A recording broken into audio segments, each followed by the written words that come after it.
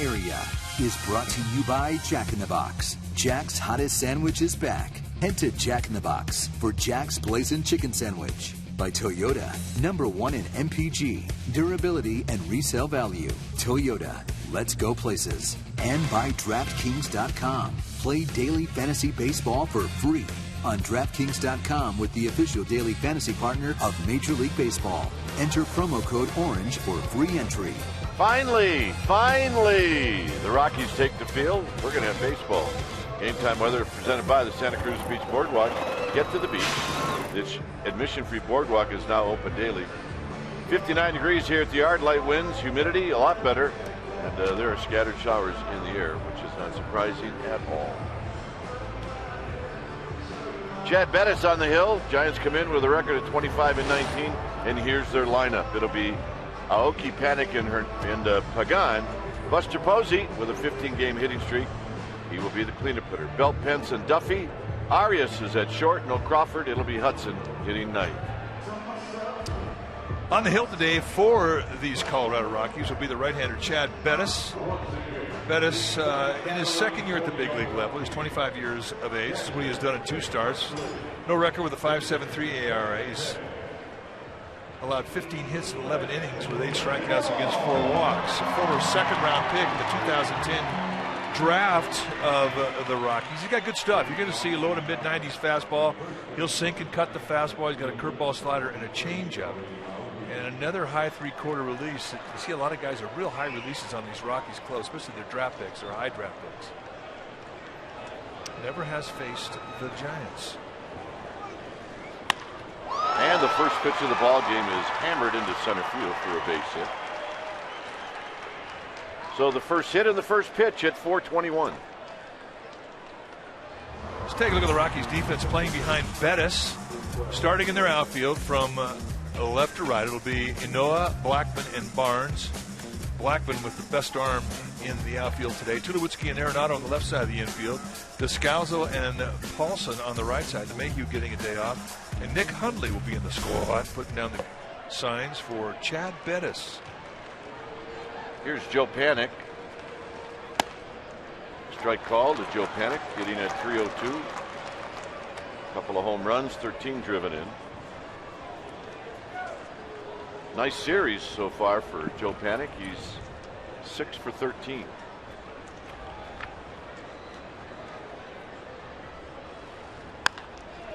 Little pop up into shallow center field, and Tulowitzki's going to make the catch. Scurrying back to first is Aoki, 1 out. And that'll bring up Pagan. Pagan hitting at 317. He's got 11 runs batted in. The delay to start the game was 2 hours and 10 minutes. By which you should know that in those 2 hours and 10 minutes, it did not rain. Here's Pagan, 2 for 10 in the series.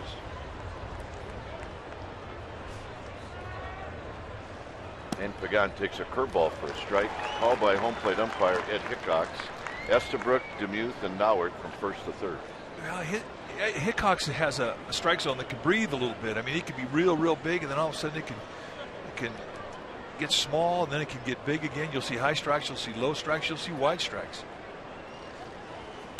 Pagan lifts one into left center field, but right there is Inoa, 2 outs. And here's Posey. Rockies just kind of in a tough situation with all the rain because of the doubleheader yesterday and bullpens being chewed up. They didn't want to start a game early, have rain interrupt it, lose their starters, and make it a bullpen game, which is why we had to wait. So we waited for the Rockies? Well, the Giants had a chewed up bullpen too. But hey, it's beautiful now. So here's Posey hitting at 310. 7 home runs, 24 driven in.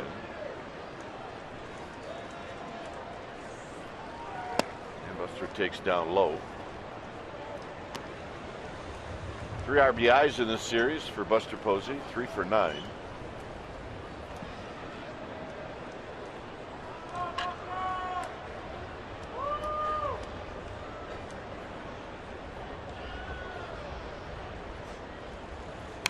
Foul back. A good swing by Buster Posey. 1 ball and 1 strike.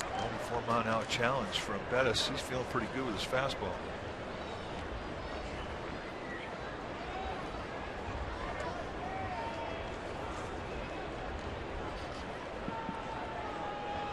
Belt to follow with Aoki at first.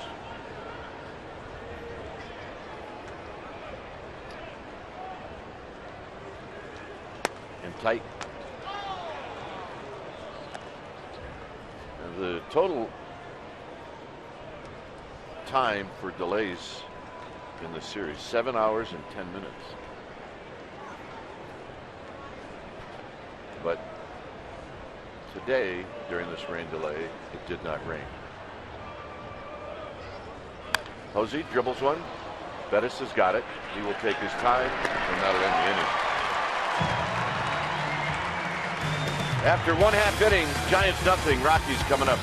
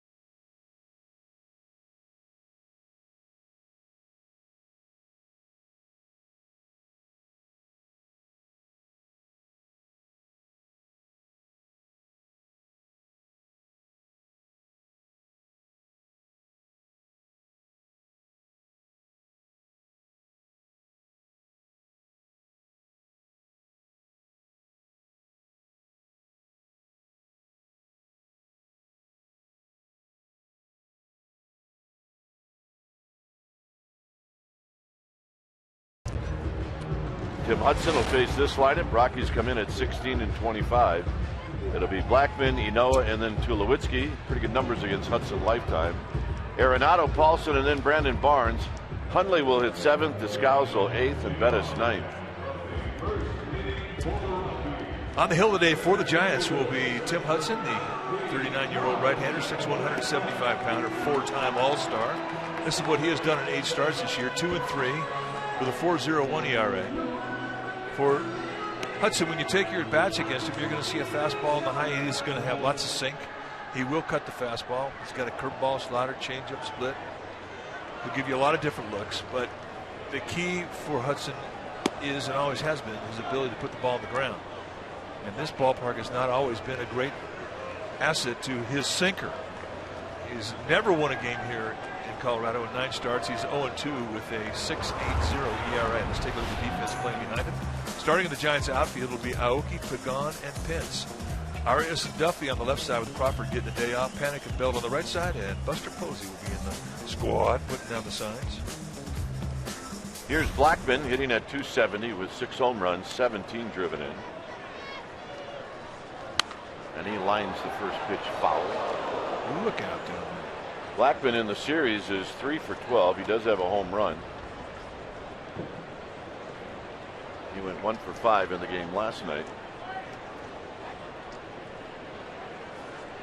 Duffy in at third. Arias shading Blackman to pull.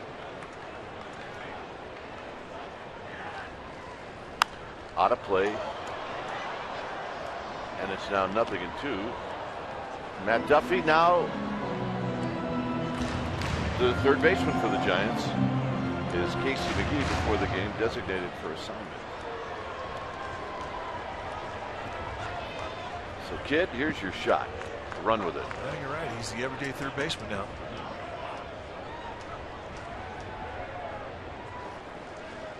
Blackman takes outside, 1 ball and 2 strikes. And when Casey McGee was told this morning that he had been designated, first thing he did was go over to Matt Duffy and say, congratulations, kid. This is not your fault. You played well. This is my fault for losing the job. I wish you nothing but the best. Casey McGee, a class act.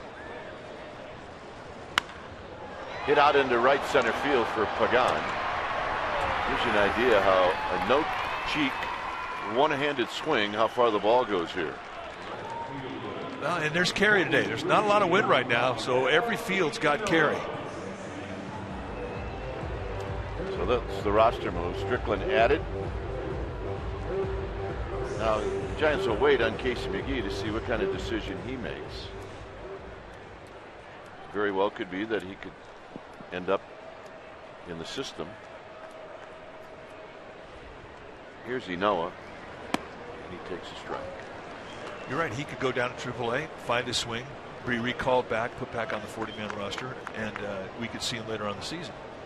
And I think the Giants are hoping that he takes that opportunity.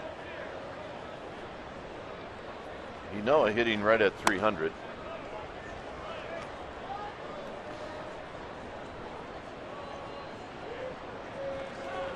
He's had 2 at-bats in the series, and he's 2 for 2. Pretty valuable coming off that bench for Walt Weiss. Lifts this one to Aoki, who makes a bit of an adjustment. All right, time now for our AT&T U-verse Rewind. April 25th this year, Tim Hudson at Coors Field, a no decision, which was a great outing. 7 strong innings, 3 earned runs, couple of walks, 6 strikeouts. The Rockies scored 1 in the 9th to tie the game. Giants won it in 11 innings, and that's our AT&T U-verse Rewind. He came close to that first win in this ballpark. Still can't get a win. 0-2 lifetime in 9 starts. Here's Tulowitzki. He's pretty adamant the other night on the elevator that he wanted to get a win here. It's not something that he has taken lightly. I mean, for Hudson, I mean, this is wearing him out.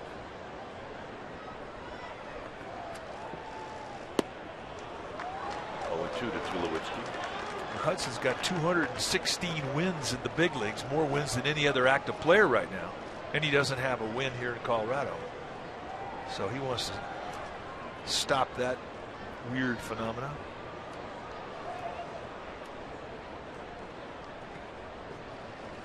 Got him, and that'll end the inning. A 3-pitch strikeout to Tulowitzki. Second inning coming up, and Brandon Belt is coming up.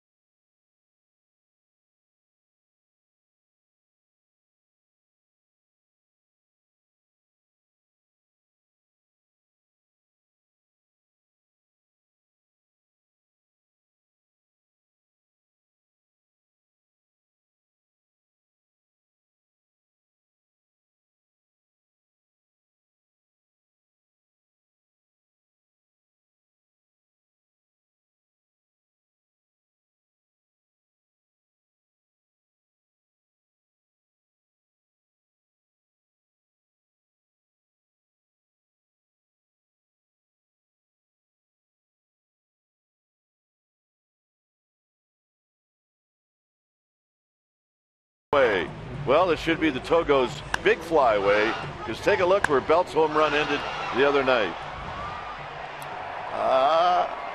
Upper deck. 475 feet off of Kyle Kendrick. That was a big boy. Yeah, home runs everybody enjoys, but even teammates enjoy the big ones.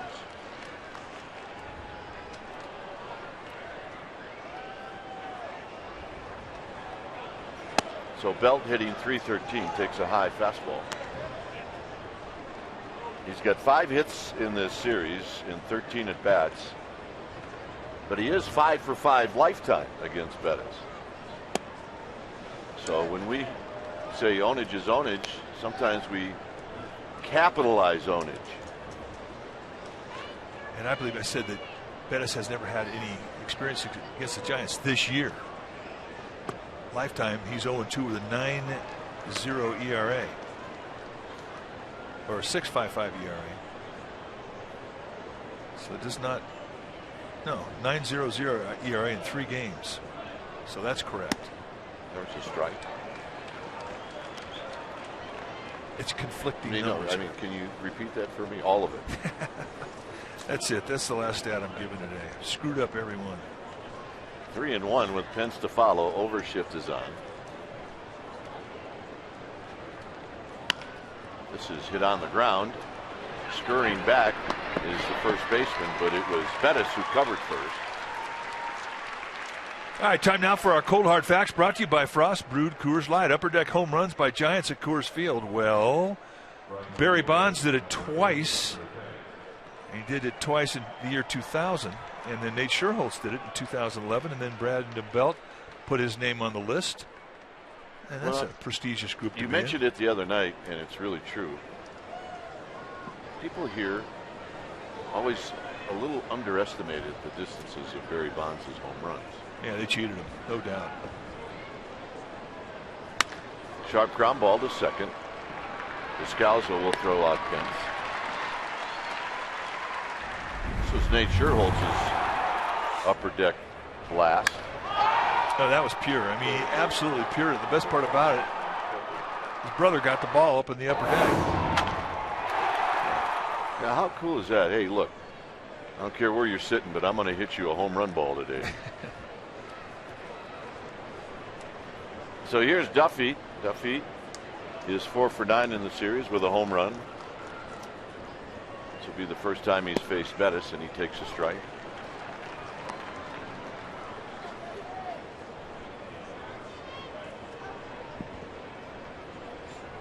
Should he reach? It'll be Arias. Outside.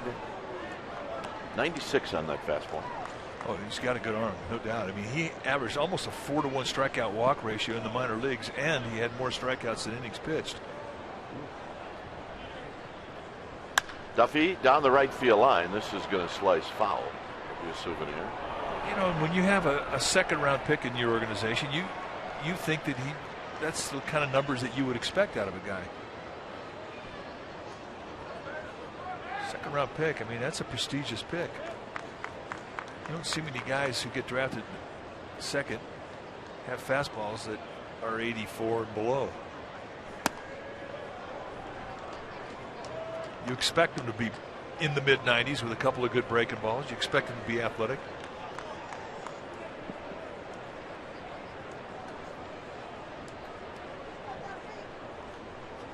Swing and a miss. So Duffy's gone. And that'll end the inning. First strikeout for Bettis.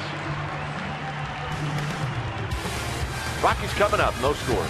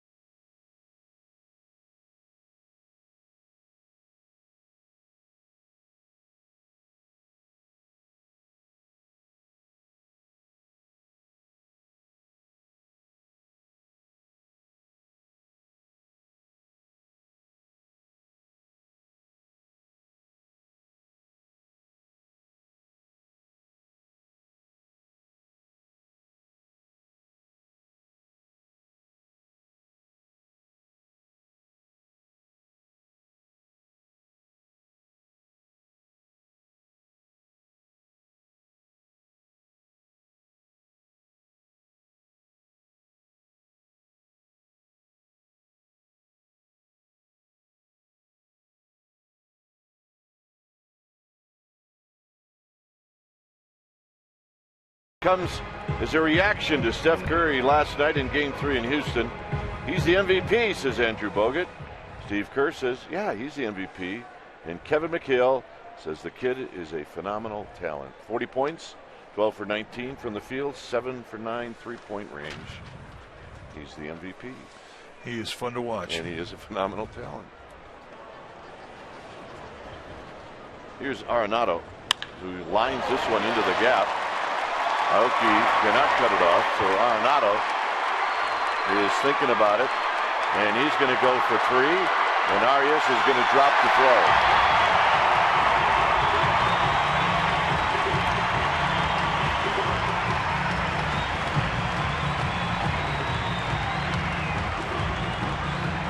So it'll be a triple. Just a little get it in, breaking ball. He wants to get in the strike zone. Had some hang time on it. Arenado looking for it. Rifled it right through the gap. And Pagan hits Arias a little high. And when Arias goes up to get the ball, he can't get a handle on it. And Arenado just easily scampers into third. So here's Ben Paulson.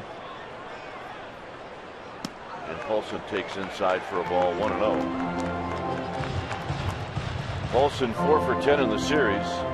He's got a home run, 3 RBIs. Paulson's been a bit of a puzzle for the Giants in this series. Well, he's had some pretty good location pitches to hit, and he hasn't missed them. 2 balls and no strikes with Barnes to follow.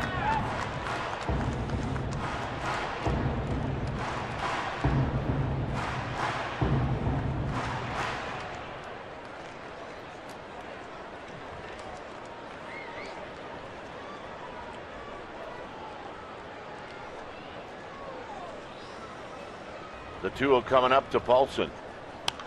Fouls this one out of play. Paulson's home run in this series went to straightaway center field.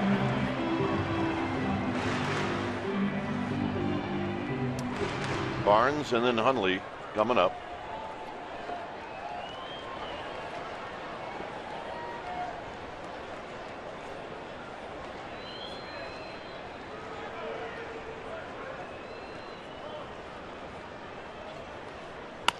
Get on the ground to panic.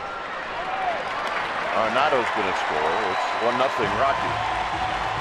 Well, the Giants were given the run, and Paulson comes up with that ground ball up the middle, getting the job done. Good situational at bat. Well, generally speaking, in this ballpark, that's not going to beat you. Managers play it that way. I mean, stay out of the crooked number innings. That's what kills you here. Barnes takes a strike. He's 7 for 10 on this homestand. In this series, he's 3 for 5 as Hudson chases him back.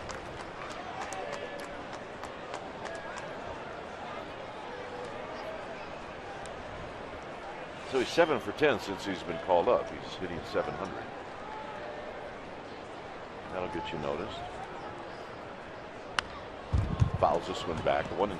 Well, 7 for 10 tells you a lot of things about the guy. Obviously, he's hot. Tells you that he's got a strike zone, that he's swinging at good pitches.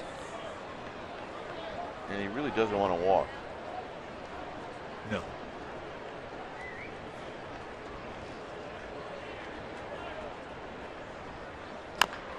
Tap to third. Charging is Duffy. And Duffy with a nice play. 2 outs. Well, the Pirates are coming to AT&T Park next homestand June 1st through the 3rd, and there are dynamic deals associated with the June 1st and 2nd games. That means every ticket can start for as low as $8. That's right. They can start for as low as $8. So give them a call, sfgiants.com/dynamic deals.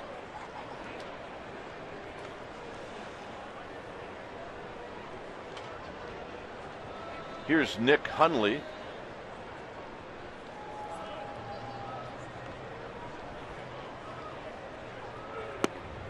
There's a pitch down low to Hundley.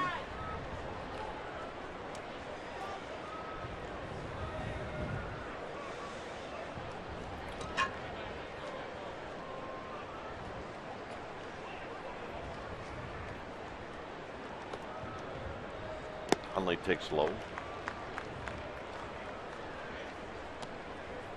Hundley is 3 for 9. He does have a home run in this series. 3 for 9 in the series.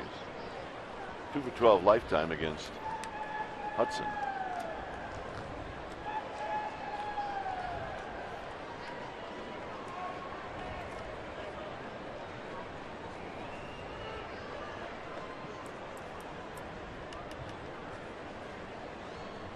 So I'm going to foul straight back. So a little count leverage on Hudson, and he took a rip at it. And you don't want to make a lot of mistakes up against Hundley. I mean, that ball was above the belt, out over the little plate, and that is his savvy zone. He likes those mistakes up. But you cannot walk people here in this ballpark. Or make it 3-1.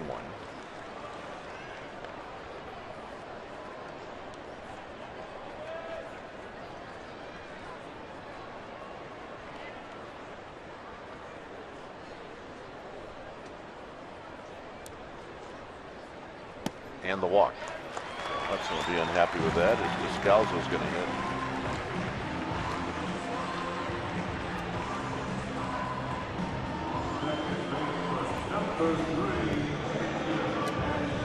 Here's Descalzo, who's only had one hit in this series against the Giants, but it won the game for the Rockies last night. A 2-run home run off of Yusmeiro Petit.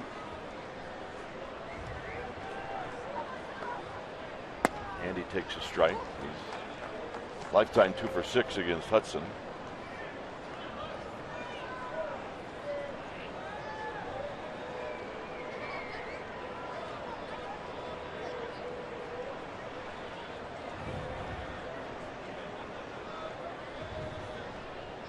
Here's the pitch. Swinging a bouncing ball over the mound, but Arias really shading Descalzo to pull, and that'll end the inning. A run on one hit. It's 1-0 Rockies.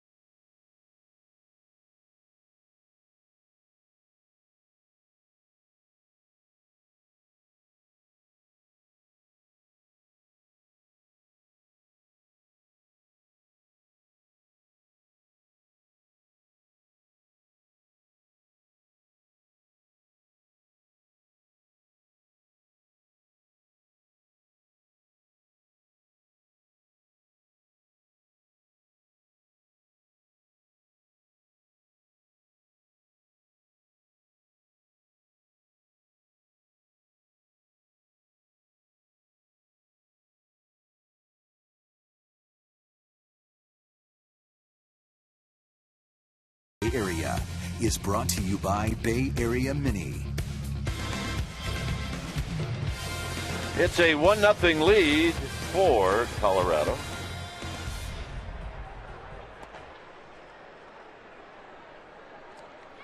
Sun's out. I didn't think they had sun in this neck of the woods. And that's a good feeling, as Arias is going to lead things off. As it turns out, I mean, after the 2-hour delay, which makes it over 7 hours, the Giants have been delayed here in Denver, waiting for conditions that allow baseball to be played. It's perfect. Beautiful. It's absolutely ideal. Here's Arias. Arias shortens up to bunt. I like your hair. Yeah, what do you think? Yeah, it's mullet day here today. And we've had a lot of fun wearing these things around this booth. If anything, for anything, just to entertain us. It has been horse laugh day because of these things. So, Mario Alioto, if you are watching, we need to do this. Hit to right to Barnes. Barnes will put it away.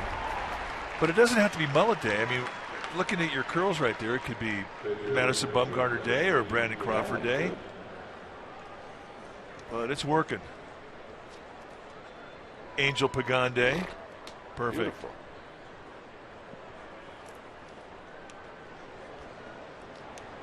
Because your hair used to actually be that long. Yeah, not this color though. And not this wavy or curly. Yeah, not that curly.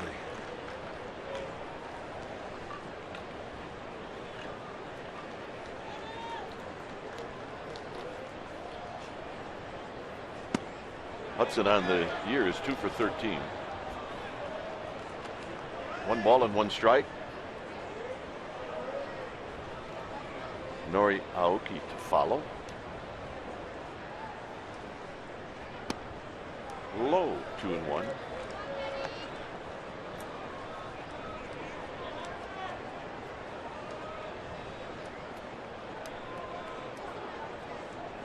Chad Bettis 2-2.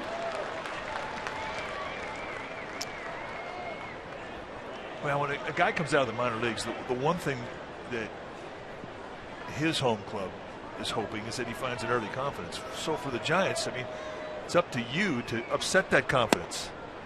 The more confidence he gets, the tougher it's going to get. But there is that period of vulnerability that a young player coming out of the minor league has, because he doesn't know how he's going to do up here.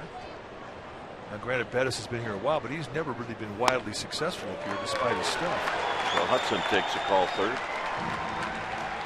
Well, pre and post and Sportsnet Central coverage of the Warriors. Game 4, Western Conference Final. Coverage is going to begin Monday at 5 p.m. Warriors Playoff Central, an hour before every game, post game and on Sportsnet Central all the way through the playoffs.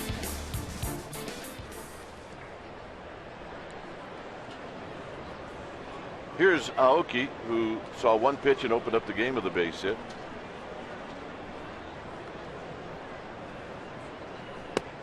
And he looks at a strike.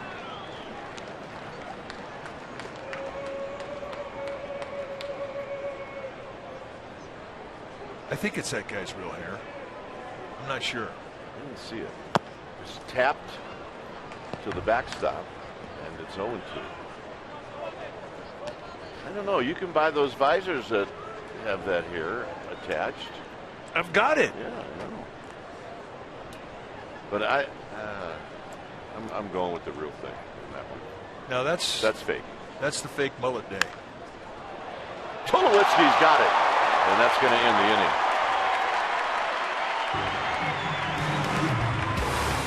Rockies coming up 1-0 Colorado.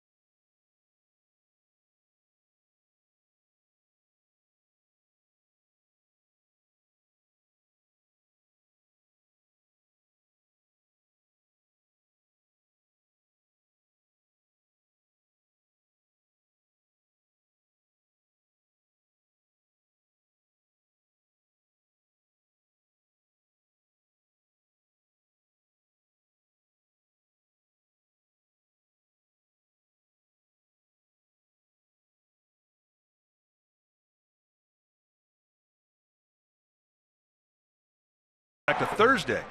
Giants taking on the Dodgers, and it's Clayton Kershaw on the hill. Scoreless ball game, and Madison Bumgarner hits his first home run of the year. That was the first run of the game. The Giants would go on to win that game. And for Bumgarner, that's home run number 7 in his career. And that's our Solar Company electrifying play of the week. Here's Chad Bettis, who's 0 for 4 on the season. And he takes a fastball high. Bettis, Blackman, and Inoa. Rockies lead 1-0.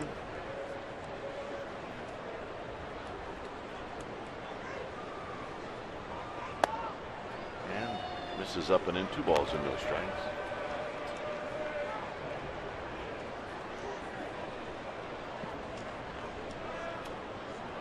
Upfield, a little shallow for Bettis. 2-1 as Hudson flops one in for a strike.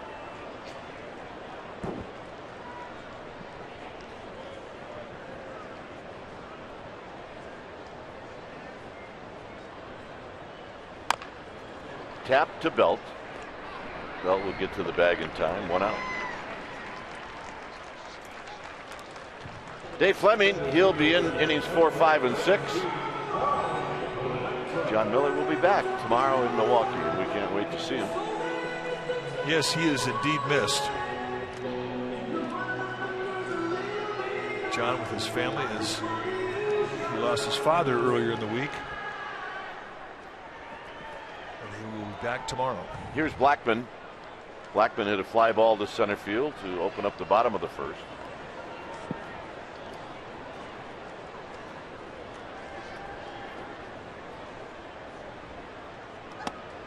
And he takes an off-speed pitch high.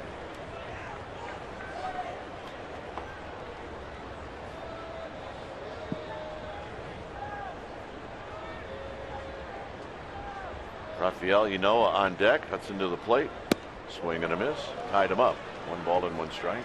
Absolutely good hard slider breaking in off the plate. Just bunched up his elbows and broke him down.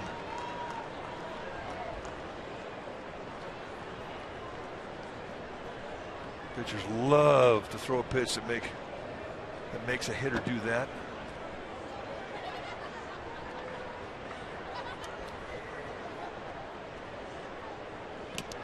He tried to bunt at it. I think he got a piece of it. It almost got a piece of him, and it's 1-2.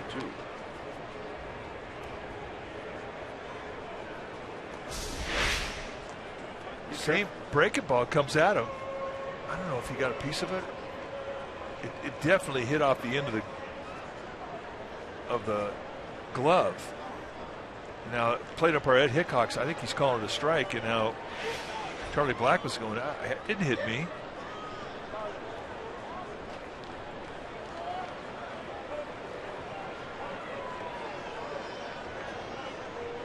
So they're going to have a conversation. They're going to say just that.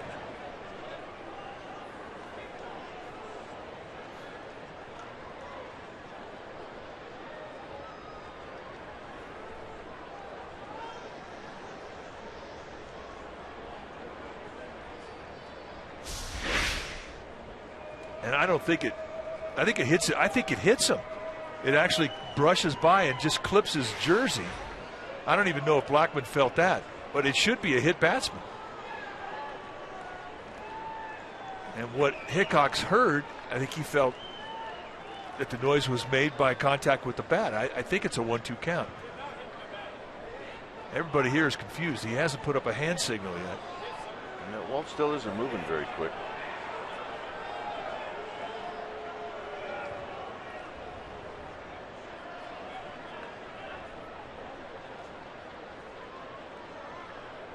And they're going to take a look at it.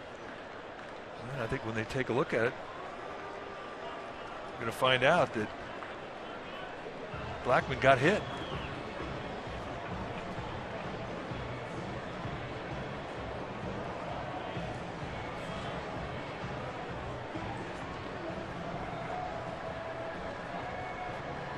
I mean, this is really one of the strangest things I've ever seen, because it doesn't look like Blackman even knows that he got clipped on the uniform. Yeah, which would make you think that maybe it didn't.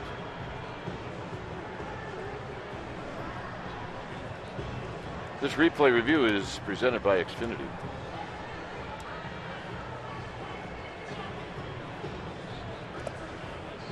listen, see what you hear.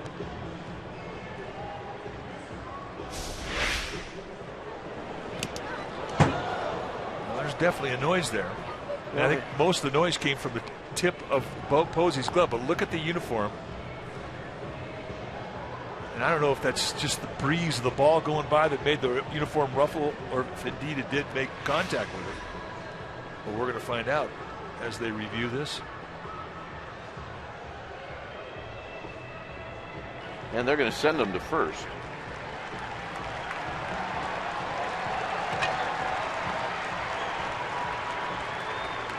And I think Blackman's surprised by that. Yeah, because I'm not even sure if it hit the sleeve. You're right. It could have just got close enough where you got a good breeze going. But here's Inoa.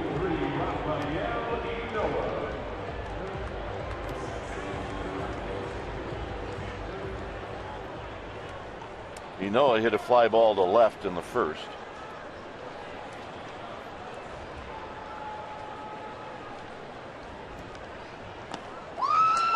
Blacksman got 7 steals. He's been thrown out twice.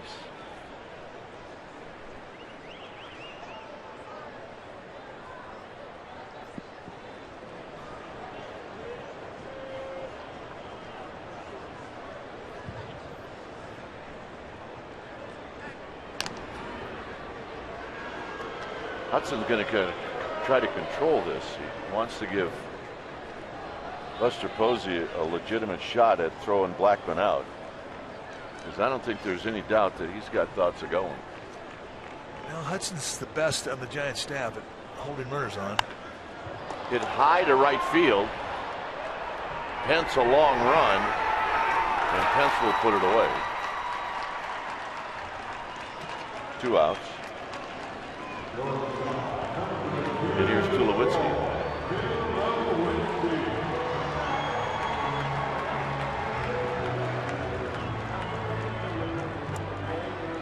Tulowitzki struck out to end the first inning.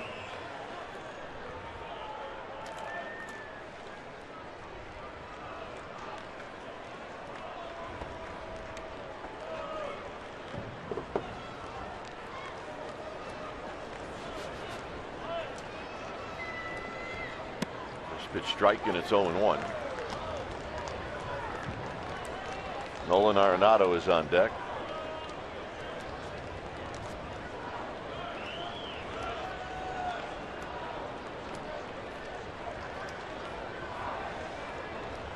See if Blackman tries to go with Tulowitzki at the plate.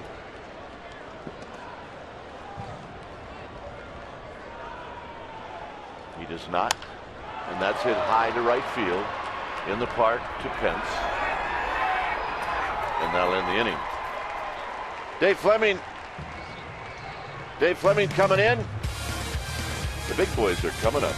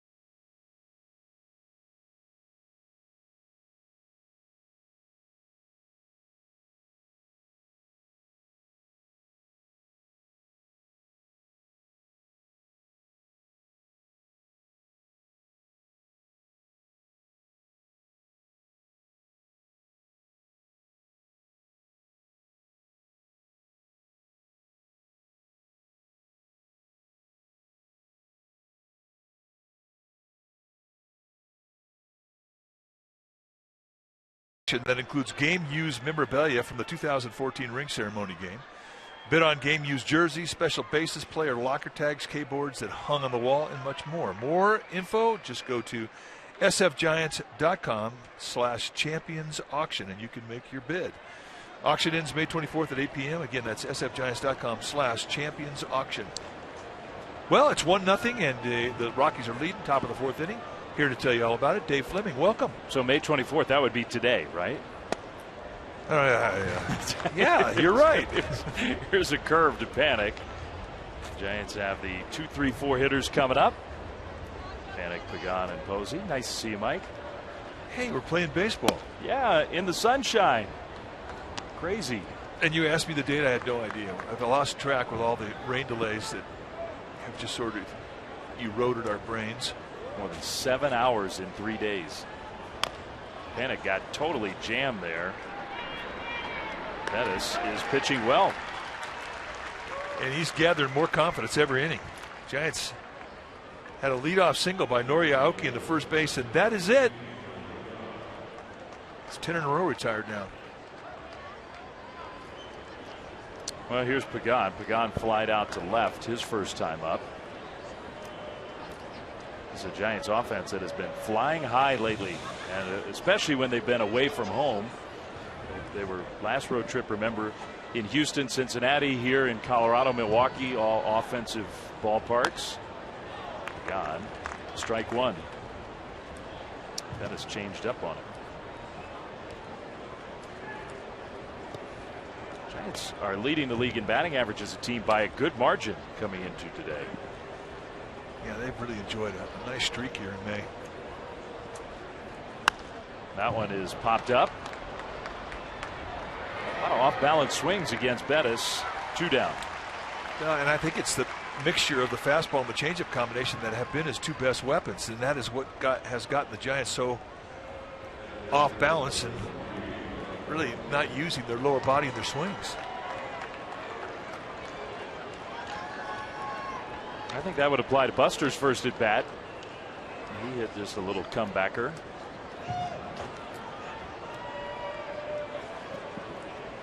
Posey's got a, I mean, by hitting streak standards, modest hitting streak going, but it's on the line. Buster, he hit it 15 in a row. 22 for his last 60. So, I mean, it was a good hitting streak, but we've seen Posey even much hotter than that in the past. He crushes that one down the left field line, but foul. Well, I agree with you. I mean, I think that he's had a 15-game hitting streak, and he's not as hot as he can be. Yeah. But you've seen a lot of, during this hitting streak, is a lot of hits that he hasn't had a lot of lower body in.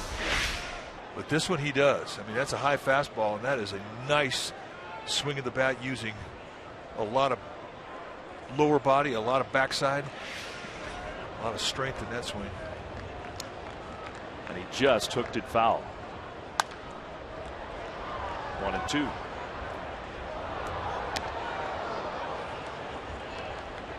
He likes that pitch up. You throw him a fastball up. I mean, he can go down like you're talking about without the lower body, without the real power, and get the barrel of the bat on the ball. But a high fastball, he can turn on it and hit it a long way. Curve in the dirt for ball 2. Giants in an amazing streak of games right now. This is the first of 3 out of 4 games that will be played at day games. The only night game the rest of the way before they get back home will be Tuesday night in Milwaukee. Day game tomorrow, day game on getaway day Wednesday. Yeah, that is unusual. And for the creatures of habit, the routine, big league ball players, it's unsettling. Then you throw in all these delays we've had here. This may be the weirdest stretch of the schedule that we'll have all year. That's ball 4. Posey takes a 2-out walk. And finally they get Bettis back into his stretch. And what we have seen in this series is that 2-out thunder is alive and well. It is. We've seen a lot of runs go on the board after 2 outs. It's a guy who's provided plenty of thunder. 0 for 1 in this game, but still thinking about the home run he hit early in the series. to the upper deck. In the dirt with the breaking ball. Belt takes ball one. One nice thing, though, I mean, the Giants are another 2-hour delay. They're going to get out of here later than what they had originally planned, which means getting into Milwaukee, their next city, later than they had planned. But once you get to Milwaukee, there's not going to be any more delays. There's a roof. Miller Park has a roof. It's almost hard to believe. Belt against Bettis, ground ball to second, and Descalso throws him out. There's a team that has more 2-out runs scored than the Giants this year. Arizona, not this time though. 1-0 Colorado.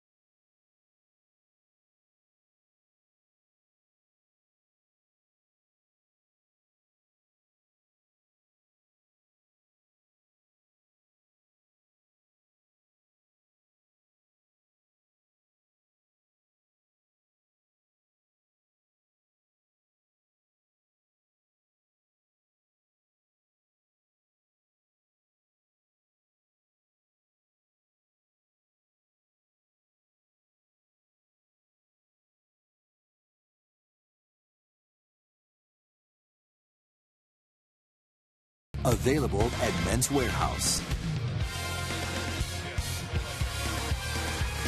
A beautiful shot of the Rocky Mountains. Hadn't looked exactly like that for most of this weekend, but it is a beautiful part of the world here in Denver. We're wrapping up this series, Giants-Rockies, 1-0 Colorado. Is that the Great Divide? Is that it? It could be. Sure. Cool flyover shot. Nolan Arenado against Hudson. He's got the key hit of the game. A leadoff triple scored the only run. Yeah, just in kind of a get-it-in breaking ball situation.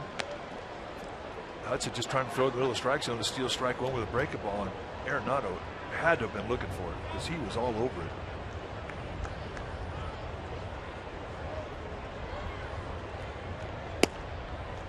A low strike given by Ed Hickox. Hudson will take it.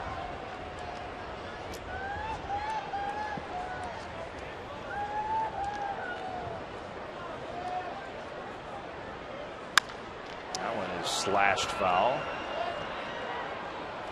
It's a good crowd. I give Rockies fans credit for hanging around through all these delays. They've had pretty good crowds all weekend long, considering how lousy the weather's been.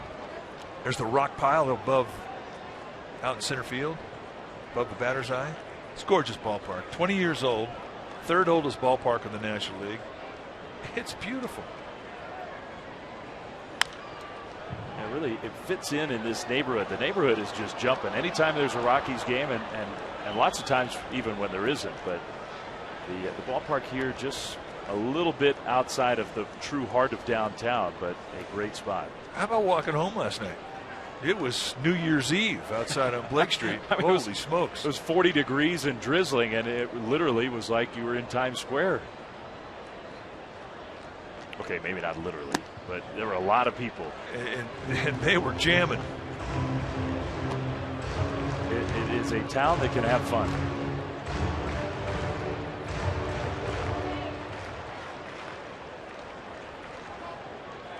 Two and two to Arenado, leading off for Colorado in this fourth inning.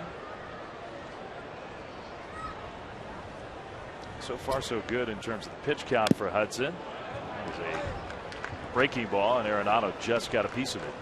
Not a lot of speed in that swing. Got fooled. Bruce Bochy made the point again before the game about how, and Hudson knew it, nobody had to tell the 39-year-old veteran, but after yesterday, the way the bullpen's been worked, how hard it's been worked, almost no matter the results, they needed Hudson to go in this game about as long as he could go. Reach that pitch count maximum no matter what the results. Arenado, another base hit for him. Went the opposite way. Another leadoff base hit.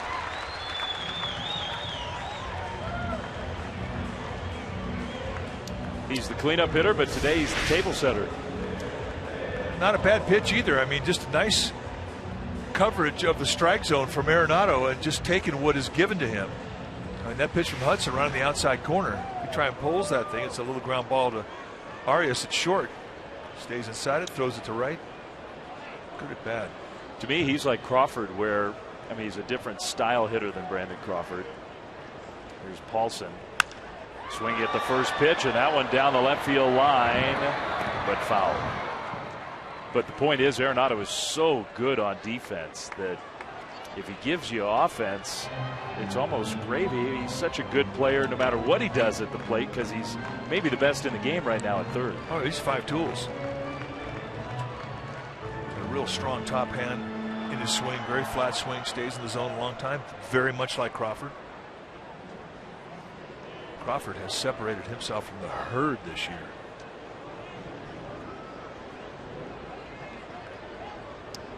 Taking today, at least at the start, off, although available off the bench. That one just a tapper, and Belt has it. A fair ball. He'll go to first. No chance to cut down Arenado as the lead runner.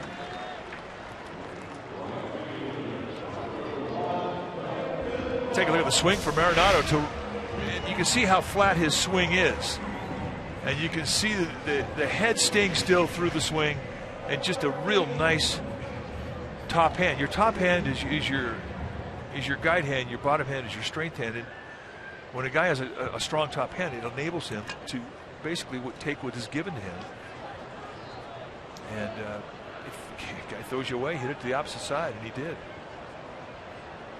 Here's Brandon Barnes. Ball 1 to him. Runner in scoring position. That's Arenado with 1 out.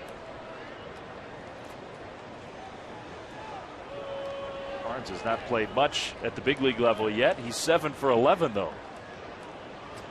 Well, he's energy. He's one of those players that can ignite a bench, a clubhouse. California guy, native of Southern California, like Arenado. You watch him, and he kind of gives you the same type of vibe that you saw when Johnny Gomes first came to the big leagues.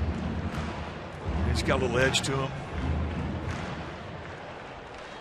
Plays very hard. He definitely has edge.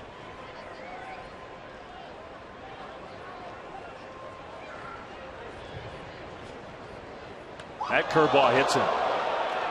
Barnes turned out of the way, hit him up in the upper back somewhere around there. With no intent behind that one, Barnes takes first base.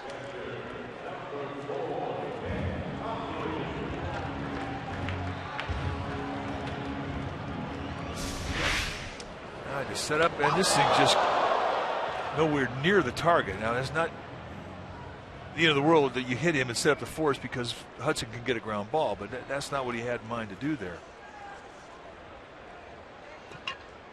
Sort of got him in the lat, like the oblique area. 2 on, 1 out for Hundley, guy who can do some damage. Hit a home run in the first game of the doubleheader yesterday. He takes a strike.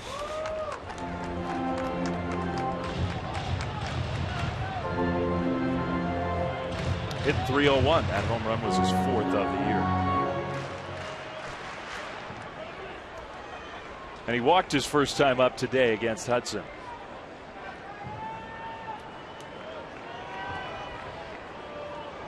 Giants pitcher in a jam here in the 4th inning. That one is raked, and it's a foul ball. Just foul. The third base umpire, Paul Nauert, made the call. And I know that the Rockies are taking a look at this one.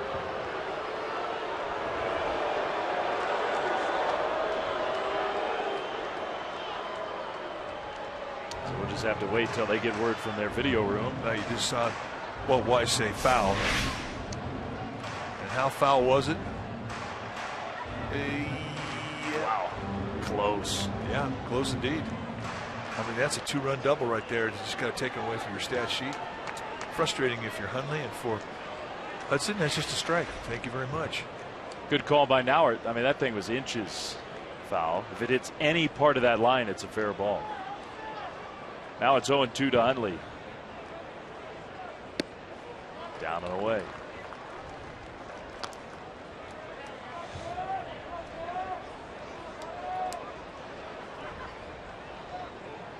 Well, we will remember that one if Hudson can figure out a way to get through this inning with no damage done. He's a long way from doing that, though. You got Hundley at the plate, Descalso on deck.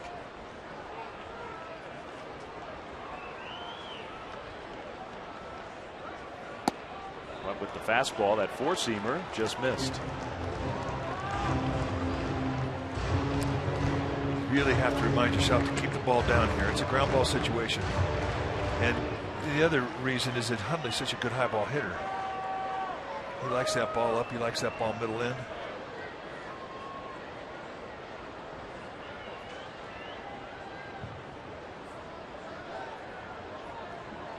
Two. Ball 3. Close. That was a good pitch. And that at least made Hundley think a little bit. The previous 2 pitches pretty easy takes. This would be interesting. I would guess that Walt Weiss is inclined to send those runners. Hudson doesn't strike out a lot of hitters. And he throws a lot of ground balls. I agree with you. So we'll see. Pretty good speed on the base pass for the Rockies. Well, Hudson and the Giants are thinking that way. Make that move just in case the guy is trying to get that extra jump and lead, go on first motion. Hey, you never know. You might catch somebody sleeping on the base pass, not paying attention. Interesting, though, as soon as he did that move, not one middle infielder moved towards the bag. They were all standing put. 3-2. Runners not going, and it's a foul ball. I am a little surprised by that. I mean, a lot of times the manager will factor in, okay, does the hitter swing and miss a lot? Does the pitcher generate a lot of swings and misses? Do the runners out there have enough speed where if there is a strikeout, we at least have a chance to stay out of the double play?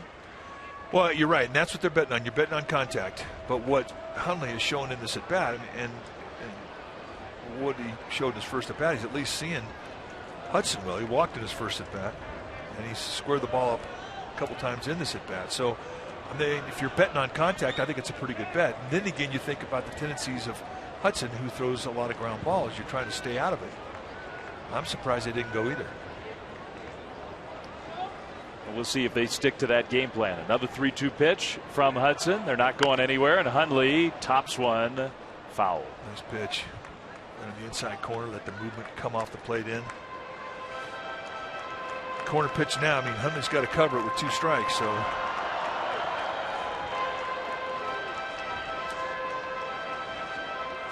Outfield straight away, the infield straight away, with the exception of Belt, who's off the line covering the 3.5 hole.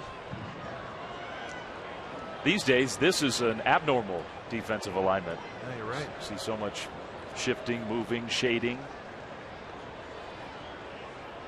3-2. Hundley into right field. That's a base hit. Arenado will come in to score. Barnes to third. Nick Hundley knocks in a run with a single. It's a nice at bat. And that's what we've seen a lot of from Hundley this year since coming over to Colorado. I mean, he's really discovered the right side of the field. When he was in San Diego all those years playing for the Padres, it looked to me like he thought more pull than push. And that's just a great at bat. Got a lot of pitches, 3-2 count, and then beat you opposite way. So 2 opposite field singles here in this inning from Arenado and Hundley, and they got a run on the board. And I think you made the point in the middle of that sequence. He is seeing the ball well against Hudson. You figured he was going to put a good swing on it. And he did. This becomes huge, this hitter. 8th place hitter Descalso. And he grounds one foul. Hudson maybe trying to steal that strike with a breaking ball. Descalso was ready to swing. Well, everything should be down around the knees. I mean, you pitch for the ground ball early in this count, trying to get that double play, and if you get a 2-strike, a 1-2 or 0-2 count, then you pitch for the strikeout.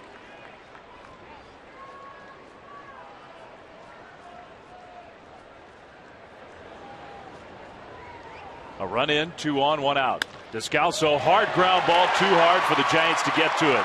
And that's another run. Hundley goes to third. Descalso comes through. 3-0.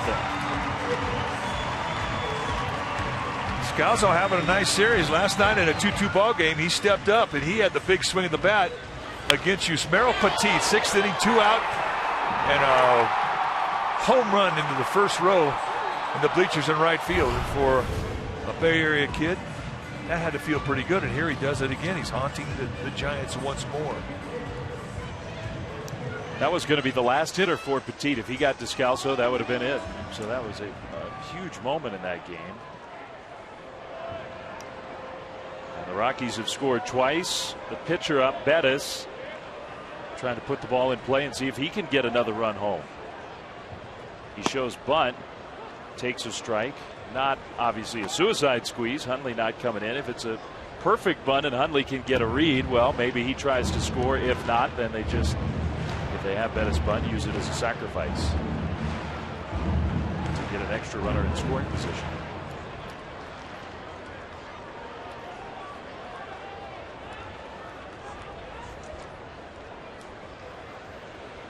Showing bunt again. There goes the runner from first, and a ball poked foul.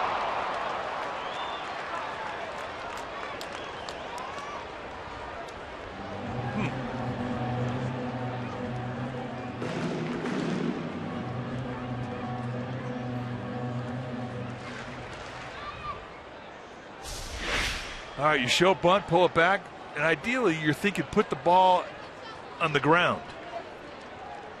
It's not designed to hit the ball in the air, but it's not designed to hit the ball foul either. 0-2. He's showing bunt again. He'll take a pitch outside.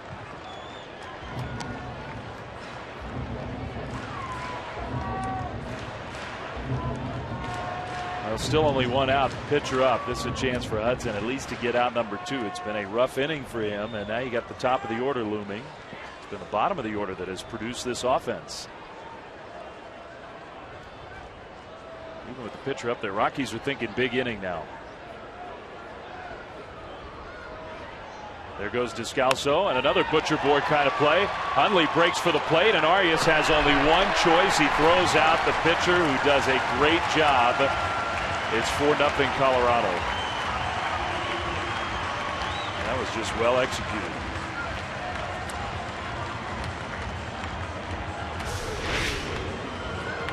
Just puts the ball in play on the ground, and that's a much better execution there. And Arias had no chance at third with Hundley breaking on contact. He saw it go in the middle of the diamond on the ground. Hundley's going to home. So with Descalso going, Arias had to make a good play to get the 1 out. Yep. And that was his only option. That was just well done by the Rockies. This is a 3-run inning. And for Hudson, 26 pitches already, still not out of it. Blackman, who's flied out and been hit by a pitch, takes strike 1.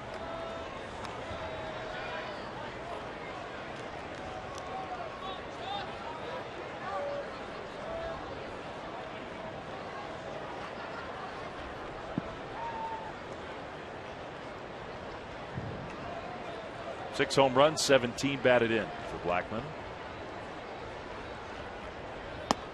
Inside.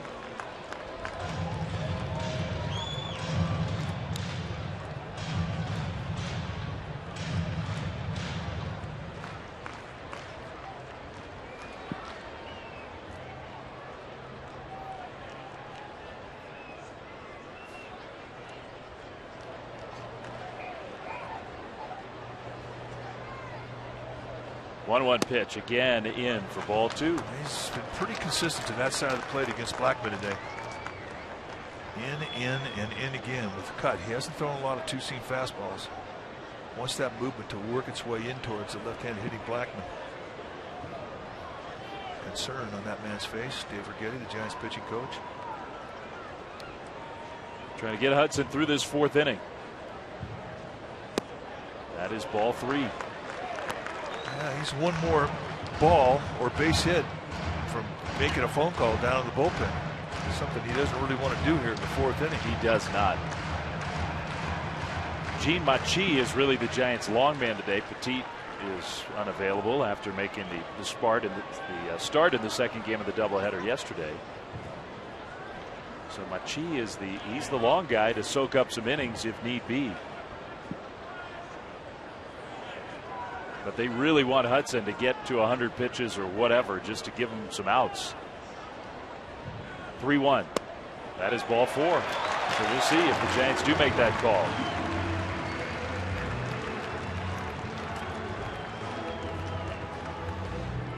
Well, I think Dave Righetti is going to plead his case right here. Say, look, we need you here. And you'd be surprised at how openly a pitching coach will talk to a veteran in his 17th year as opposed to a rookie.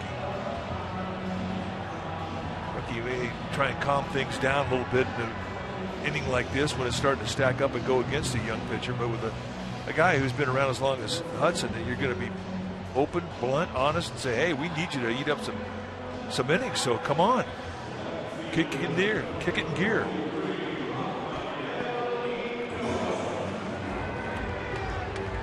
Well, what did I just say? I could see, it got me fired up. I was ready to go. Kick it in gear. Yeah. Getting back in the dugout now. Yanoa up, Tulowitzki on deck, then Arenado. I mean, there's still nothing going in the Giants bullpen. I think I just had my dad Yabble moment right there. No, yeah, you still got a ways to go to get there. Yanoa low. Dag Yabble got him. Still my favorite call. Was that here? Was that in Denver? Arizona. Those two kind of run together for me sometimes. We're here a lot. We're there a lot.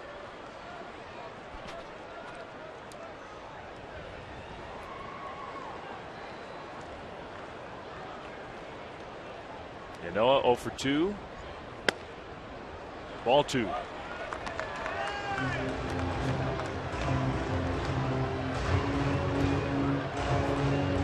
Well, now the Giants bullpen is going to start to move around. Not ideal, that's for sure.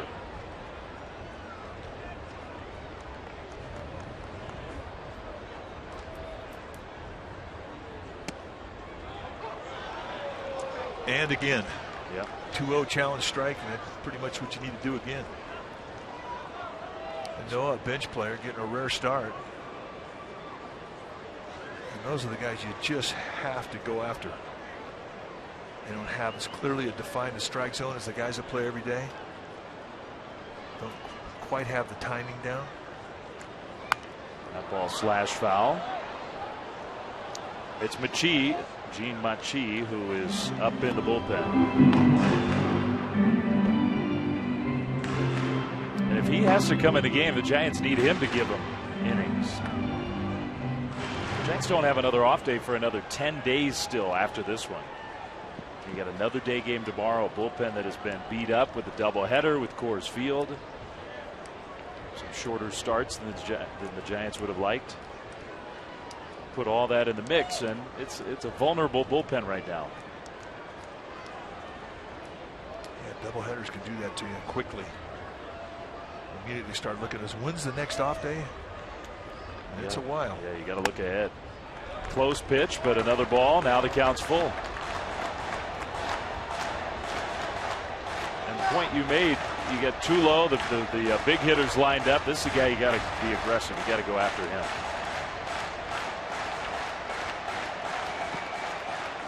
Getting close to a 40-pitch inning.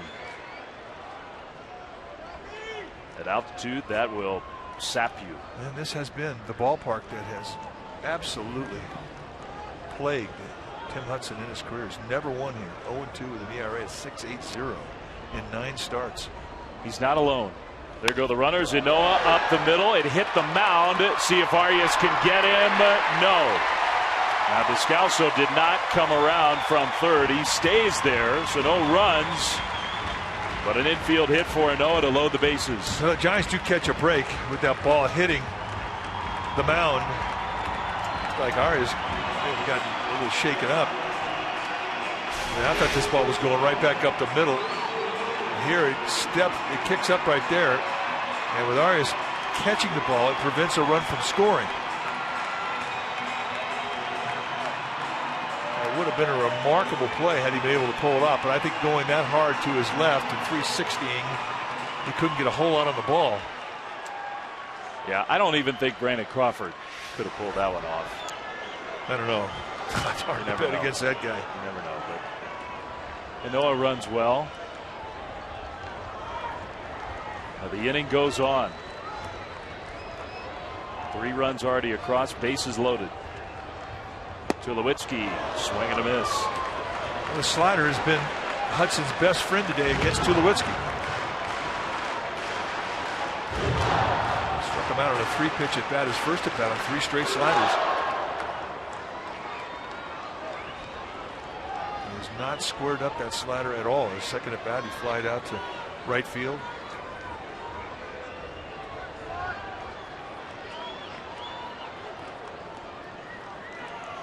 Well, Arenado is 2 for 2. He's on deck. If Tulowitzki reaches, then Hudson maybe comes out of the game. Tulowitzki is going to reach.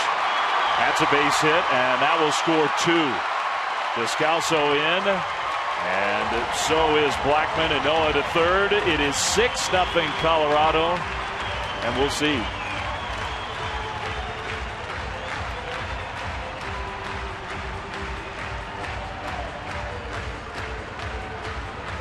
Yep.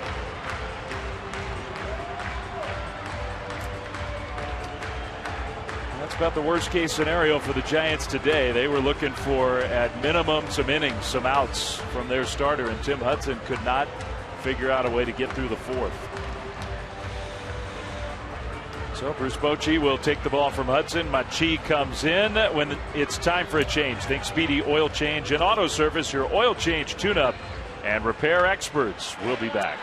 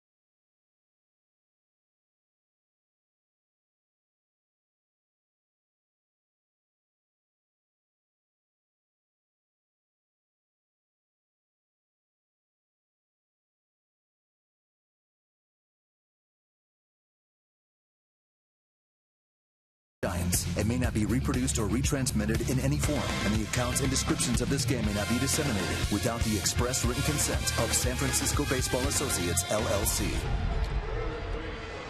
Well, Tim Hudson just did not have it today at a place that has been his personal nightmare, Coors Field. 6-0 Colorado, and Hudson couldn't get through this 4th inning, so the new pitcher, Gene Machi.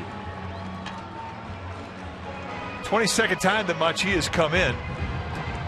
1-0 with a 4.35 ERA.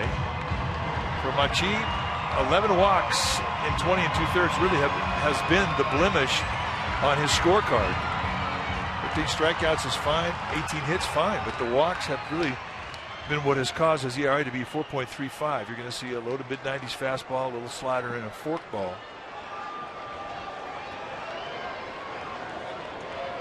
Arenado is 2 for 2 against Hudson, so now he faces Machi. Still 2 on. 5 runs in here in the 4th.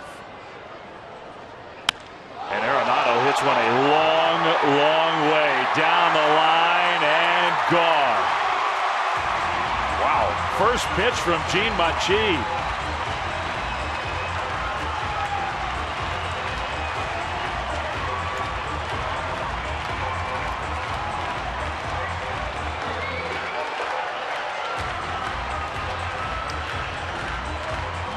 Nothing. And 8 of those runs will be charged to Hudson.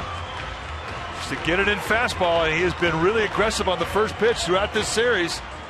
And he hits it, and it's measure time.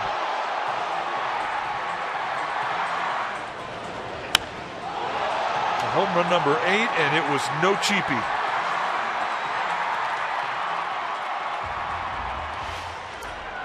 This ought to be a pretty good game, huh? You can't just get it into Arenado. We've seen that now over and over again. Yeah, it's going to be an amazing Giants comeback when it's all said and done. Hey, if there's a place to come back, it would be here. Not feeling like their day, that's for sure.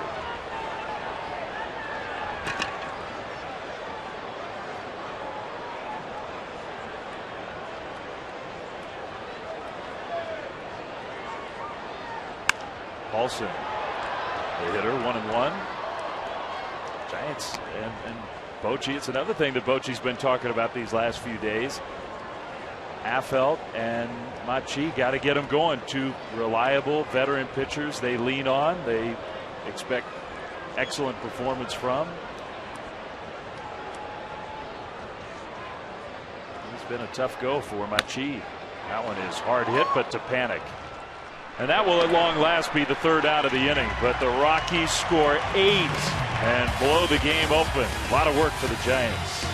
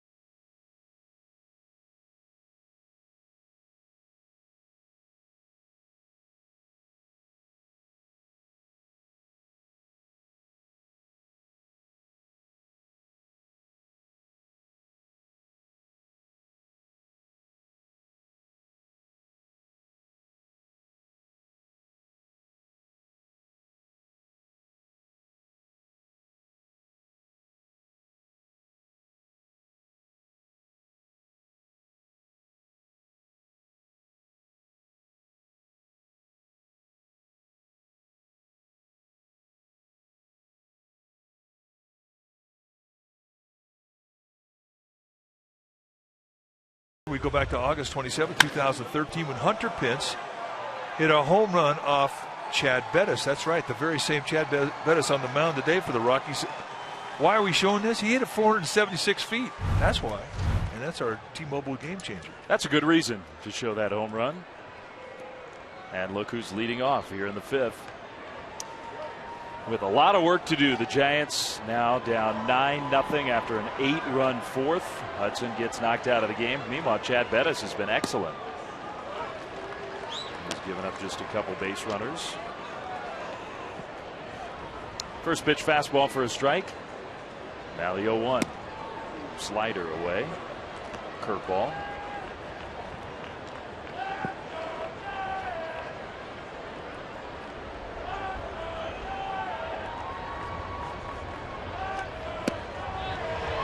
Good changeup. That really has been a great pitch today for Bettis. I mean, really, his breaking ball's been a slider. He's taken strikes with it. It's been an okay pitch. It hasn't been a real kill pitch, but that changeup's been unbelievable. He uses it again, and he strikes out Pence. Well, why wouldn't you? Yeah, we see a lot of right-handed pitchers who just are not really willing to use that changeup against right-handed hitters. They'll use it against the lefties. He's using it against everybody and throwing it well.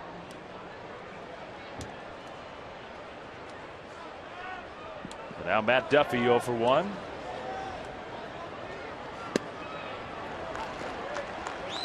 Strike one with the fastball. Matt Duffy going to get a lot of playing time at third base. He is. He is the guy now.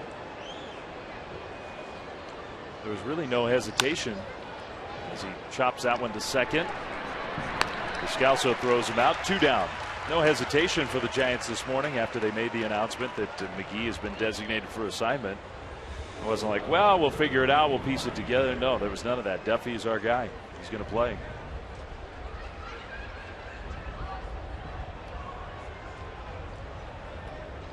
And Bochy, he made a point also saying he's not a third baseman, so we know he hadn't had a ton of time over there. He will make some defensive mistakes. We're going to live through them. We're going to be very patient. He's going to work hard. He always works hard, and he'll make himself a very good third baseman.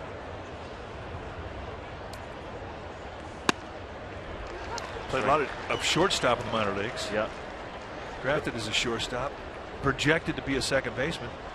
But when he got over to third base, there was a time there when he was bouncing between all 3 positions that he said, I'm most comfortable at third base. Yeah, I think it's simply a matter of just getting the reps over there, getting the time, the experience. Well, and adjusting to the pace, because you're going to see some flames at the big league level playing third base. 0-2.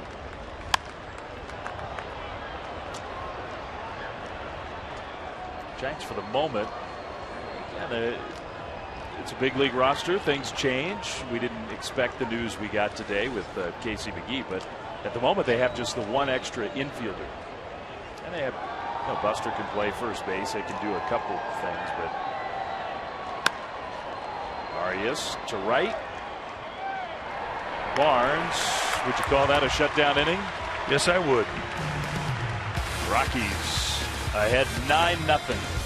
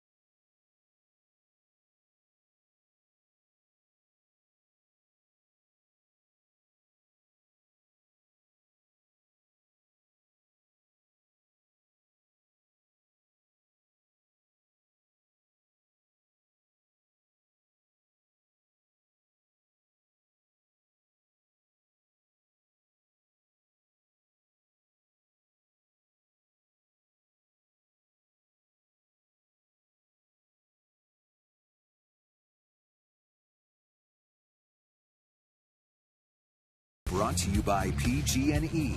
Together, building a better California. 9-0 Rockies. If you missed skiing in the Sierras this winter, just head to Colorado. Good grief. I got a lot of snow. How about this, by the way? Arenado hit a home run last inning after he crossed home plate. Yeah, a few words, maybe. Posey, mask came off. Well, there was a little hang time at home plate when Arenado hit that ball initially. He watched it. And that may be what Posey said to him. Stay tuned. Barnes leads off against Machi and just smashes one. Aoki, nice play. Wow. Let's take a look at that swing of the bat from Arenado hitting on the first pitch and watch him stand. I really didn't think it was that bad. No. Remember, he got hit in the hand yesterday. So maybe it's something else. And we're just speculating. Yeah, we don't know. But there was some interaction, which was interesting. Everybody could just be a little cranky. I'm cranky. And you are cranky today. What's the deal? I was yelling at people on Twitter this morning. I'm just tired of sitting around. These rain delays. 7 hours plus of rain delays will make you cranky. Yeah. Altitude. Nobody sleeps well here. You know, you're here at the ballpark yesterday over 12 hours and whatnot, but we start thinking, well, where would we rather be? You know? Hard to complain, even when you have long rain delays. No, we just want baseball. The crankiness for me is just sitting around.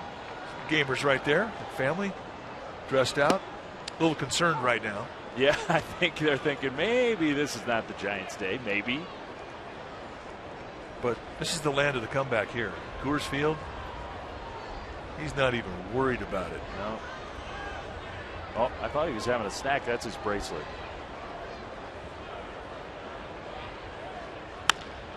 Hundley to center. Pagan still going back all the way to the wall. I think there's carry in this ballpark today. Wow. Well, join us next Orange Friday as the Giants take on the Atlanta Braves at 7:15. It's mustache night at the ballpark. Dave Fleming's favorite night, and he is going to have a mustache on. The first 40,000 fans will receive an orange foam mustache courtesy of Lyft. So get your tickets at sfgiants.com/tickets. Will you use the pencil and draw it in for me? I won't be growing one. We know that. I'll give you a Clark Gable. You could pull that one off. Okay. Better than the mullet. Today is mullet day at the ballpark here at Coors Field. Look at the guys right behind Descalso. A lot of people with mullets on. It's pretty funny. Just totally normal.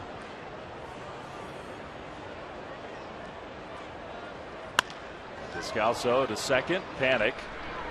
Will throw him out, and that's a much-needed 1-2-3 inning. No mullet for Machi, but 3 outs. He's going to hit when we come back. So anyway.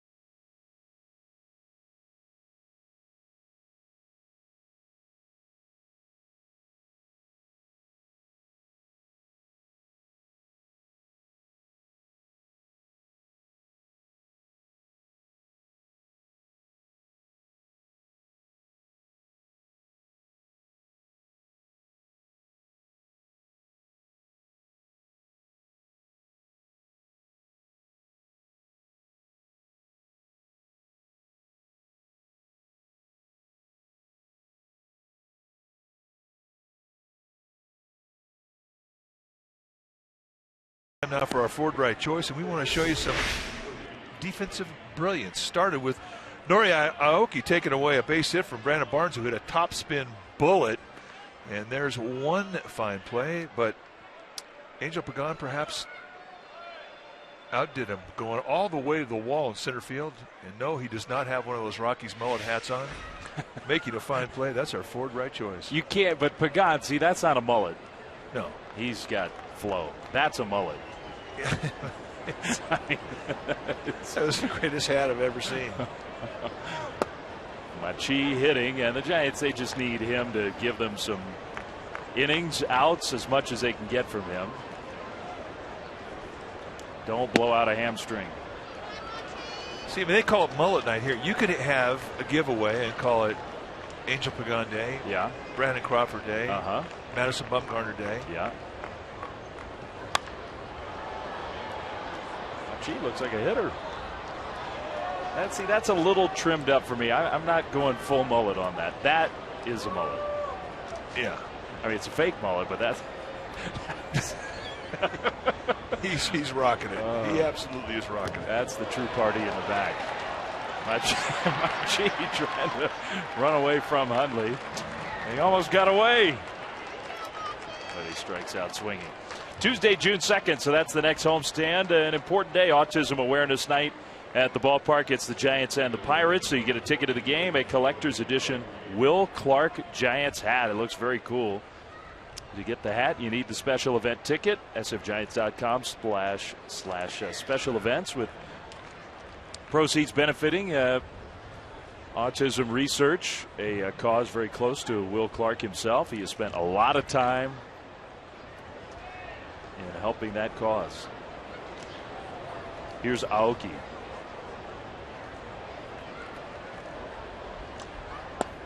Strike one from Bettis.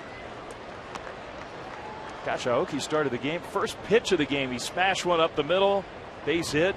I thought, oh, here we go. That's it. This is the Giants' day. And that's the only hit they have through 5 1/3. Bettis has been really good. Yes. He has sunk the fastball. He's thrown a lot of cutters, but a lot of great changeups. That has been his bread and butter today. I like that. Yeah.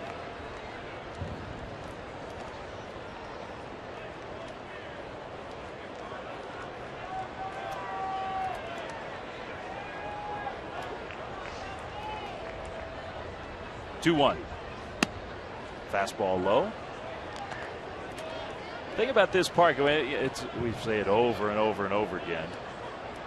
Even if you just get a couple runs here in the 6th, maybe you add one in the 7th, you take it to the late innings, you're down 4, you got a chance. There's ball 4.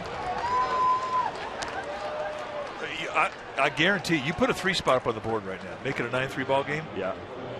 You have the Rockies' attention. You do. Everybody chirks up in the Giants dugout, and it's game on. It doesn't take much to ignite imagination in this ballpark because of how offensive it is.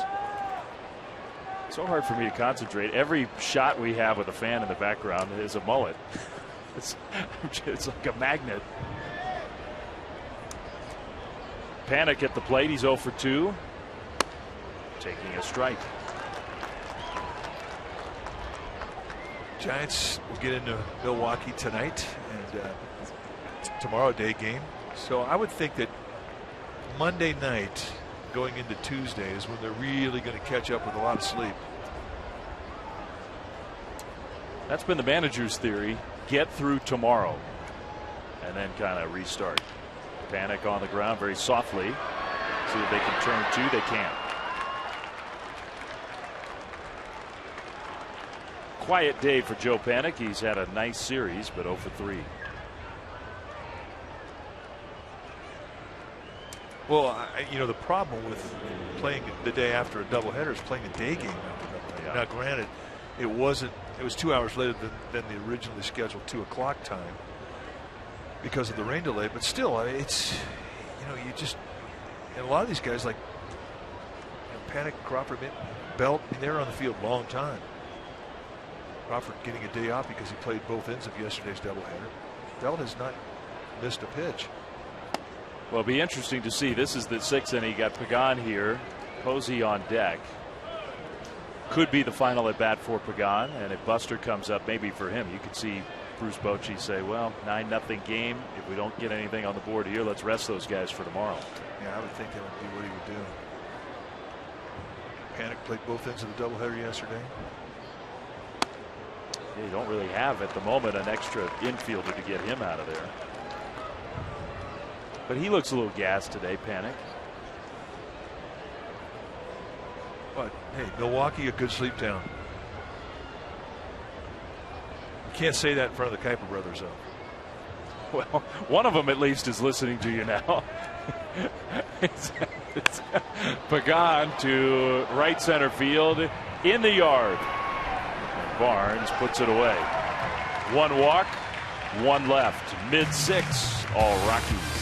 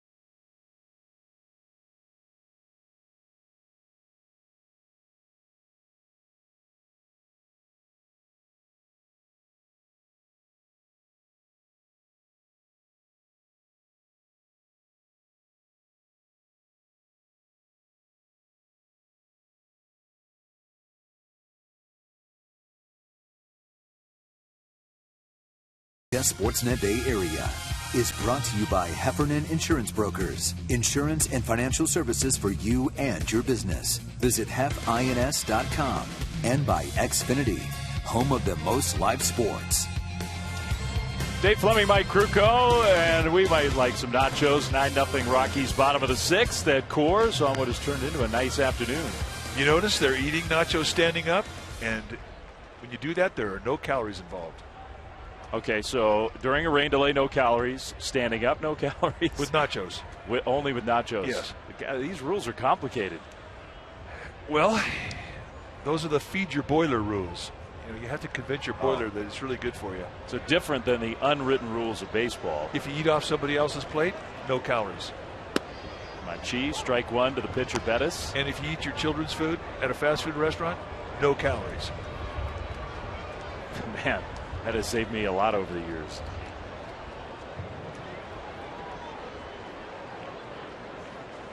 That one is bounced to Belt. One away.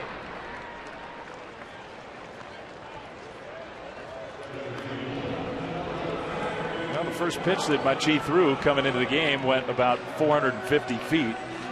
And since then, he's gotten all outs. And, you know, that first pitch you're coming into, there's two runners on. I mean, you have to make something happen. That's the last thing you're told leaving that bullpen. You don't want to start nibbling and walking somebody. You want to be aggressive, make something happen, boom. It happened. Hit happens. It does. Here's Blackman.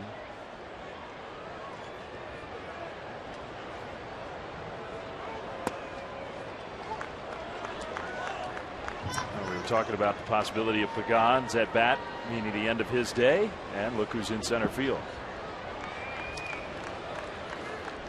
Gregor Blanco. Posey's still in, probably to take one more at bat, and then I would imagine we'll see Susac. Yeah, I mean, he's got a little 15-game hitting streak. Buster Posey does going. I mean, he wants to have at least the one at bat. It's going to be up to him as to how much he wants to play today. I'm guessing, but I'm thinking that Posey doesn't care all that much about the hit streak. I'm thinking he's going to take one more at bat and take some rest. Yeah. I mean, this is a game where it's really hard to keep your concentration when you're tired. You know, you don't want to just keep grinding on this tired, because both teams have been tired. I mean, Rockies played 2 games yesterday too. They didn't have any problem scoring runs today. Good pitch. That one gets by Posey, who is going to recover and throw out Blackman. That turned into a pretty good play by Buster. Well, this is something you're seeing more and more guys do, and it really is an effective way to upset the timing of a hitter. And Machi, watch him. Well, you can't see it from this particular angle, but he quick pitches Blackman, and it's a way to just startle a guy and take his rhythm away. You know, the guy we saw recently, and it wasn't necessarily always quick pitching, but changing the motion, doing a compact, real quick motion, was Johnny Cueto, who was sort of changing the look almost pitch to pitch. Oh, he's fun to watch. I agree. No, here's the pitch. Watch, he comes set. He just comes right into his motion, and that stuns Blackman. Surprised him. And that's insult to injury. You strike out, now you have to run down to first. Rafael Ynoa with 1 hit and a run scored, 1 for 3.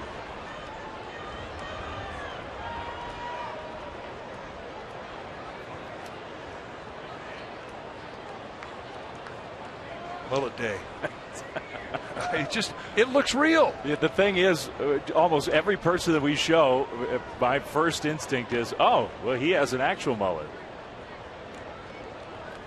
We walked into the park. Kai probably already told this story. We walked into the park today, the 3 of us, and you turned to a guy. I didn't even know it was this mullet giveaway. And you said, hey, nice mullet. I almost fell to the floor.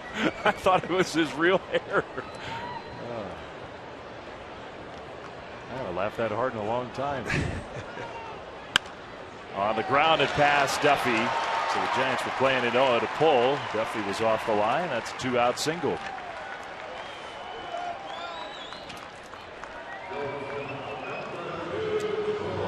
Here's Tulowitzki.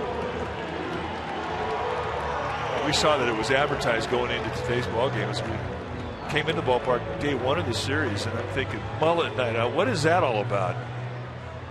And when we saw the hat that had the mullet attached to it, it was hysterical. I'm sensing a Giants promotion. I hope. In the future. I mean, you could call it something different. There's Arias, has it go right under his glove. Now trying to get in position with his lower body to get off a quick throw. He knows Tulowitzki is running pretty well, so the only way he's going to be able to get this double play is if he can get his lower body in a position to get a throw off. And got to be an error all the way. Oh, I beg your pardon, there's 2 outs. Well, there you go. I'm talking about mullets, and I don't even know how many outs are. Well, let's stick to the priorities. Back to the mullets. Yeah, I'm comfortable with that conversation. Well, they charge Arias with an error. Arenado, he has been the man today. He's a double away from the cycle. I don't think I've ever seen this guy have a bad game. Good player. 3 days, 3 legs of the cycle. So you know what he's thinking of. If he hits one in the gap, he's stopping at second. And you're not going to be taking. No, he likes that first pitch. It's the big hit in the 4th inning when Gene Machi came in relief of Tim Hudson. First pitch from Machi. Boom. Home run number 8. A little conversation between Posey and Arenado.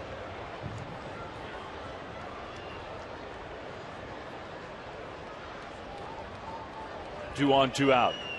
Arenado up the middle, and I don't think he can turn that into a double, but it's another hit for him. Around third, Ynoa scores. Rockies have a 10 spot on the board. Arenado's 4 for 4.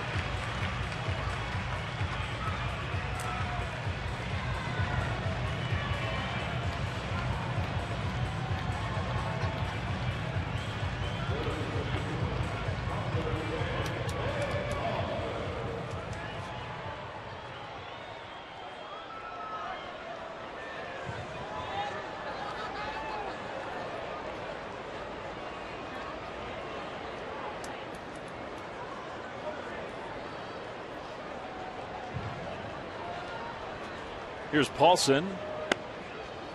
Ball one from Machi.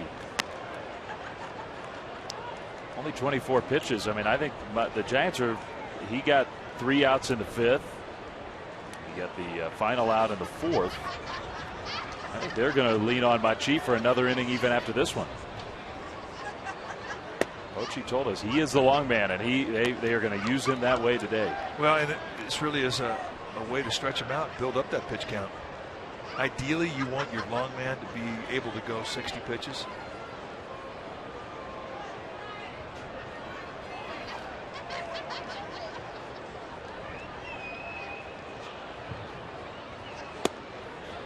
And the only way that you can build that up is to stretch out. I mean, if he could give him this inning, another inning, his pitch count would be up right around 60.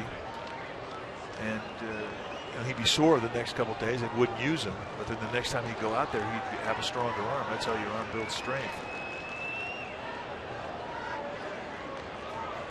He's falling behind Paulson 3-0 and pumps a fastball in there. Your long man should be able to go through the lineup one time. That's a 3-inning request when he comes into a ball game when a starter gets knocked out early. And then if somebody goes down to a flu or a sore arm or whatever, and he comes in and picks up a spot start, I mean, then you want to see him go, or at least have the ability to go a few more pitches than that. So a pure long man spot starter would be a guy that could give you 80 pitches. But it's so hard to build your arm strength. I mean, there's a way to do that with all the throwing that you need to do to build that arm strength up and then keep your arm strong. Problem with the long guy is that there's times that you could go a long time without throwing. Yeah. You don't throw, and you don't use it. You lose it. And that's the theory, and it's true with arm strength. It goes fast. 3-2, popped up, and it is playable for Aoki. Right along the foul line, but in fair territory. So Machi gets through the 6th. Kipe will come back over. Talk more mullets with Mike after this. Woohoo!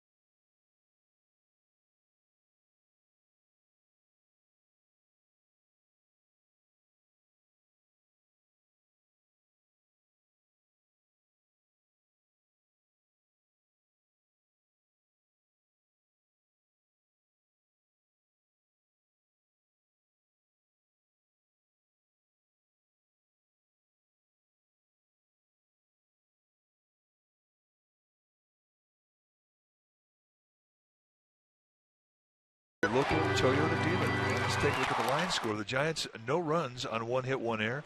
The Rockies, 10 runs on 9 hits, no errors. It has been all Colorado. Tim Hudson knocked out the 4th inning. He gave up 8 earned runs. Chad Bettis has been stellar. Just 1 hit allowed and 3 base runners allowed in his 6 innings of work. And that's our Toyota game summary brought to you by your local Toyota dealer.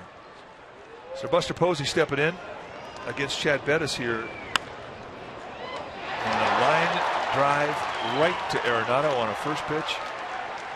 And just like that, he is retired. So Posey 0 for 3 today.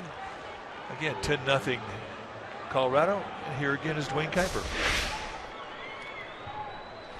Atom ball.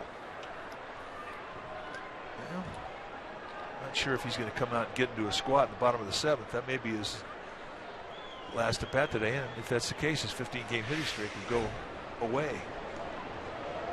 Here's Belt.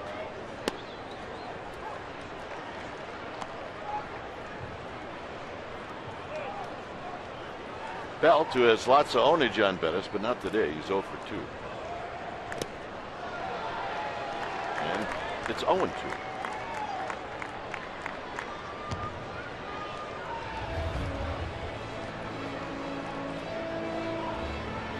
Hunter Pence to follow.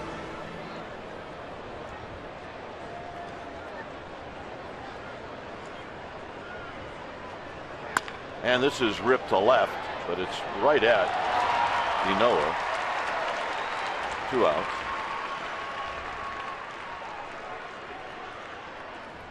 And here's Pence. A couple of hard hit balls. Hey, if you're going to have a great day as a pitcher, you're going to have a couple of atom balls. It's just the way it goes.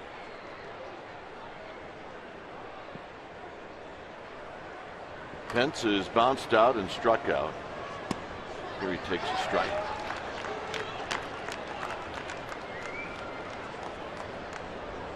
Way off the line and left is Enoa. Pence hits one the other way, foul. So how were you over there? You all right? The radio side? Yeah, I thought I really had a good bottom of the 4th inning.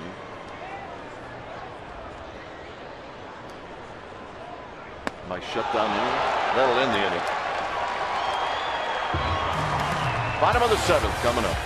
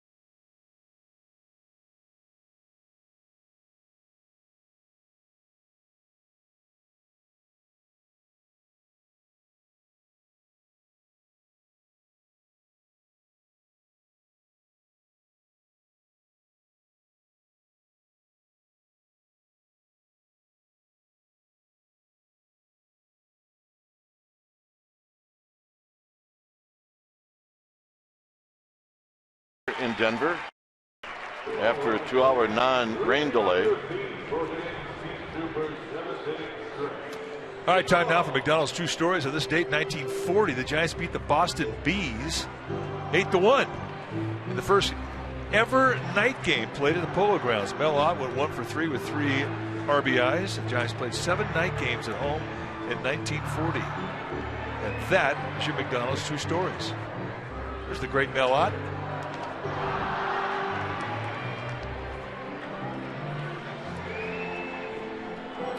Justin Maxwell is now in right field.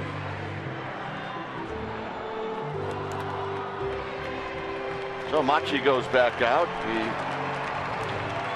came in the 4th inning. Well, you can watch every out-of-market game live or on demand in True HD on over 400 mobile and connecting devices. We're talking about MLB.TV Premium every night on every device. MLB.TV. Check it out for details.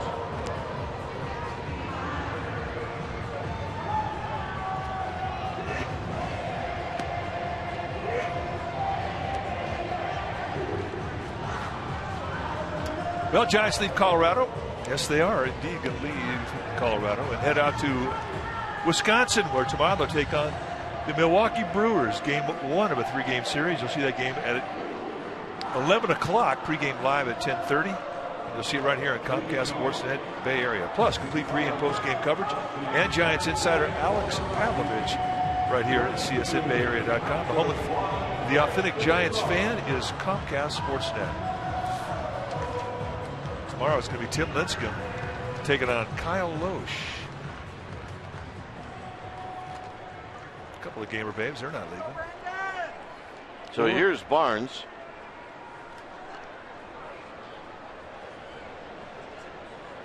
It'll be Barnes, Hundley, and Descalzo.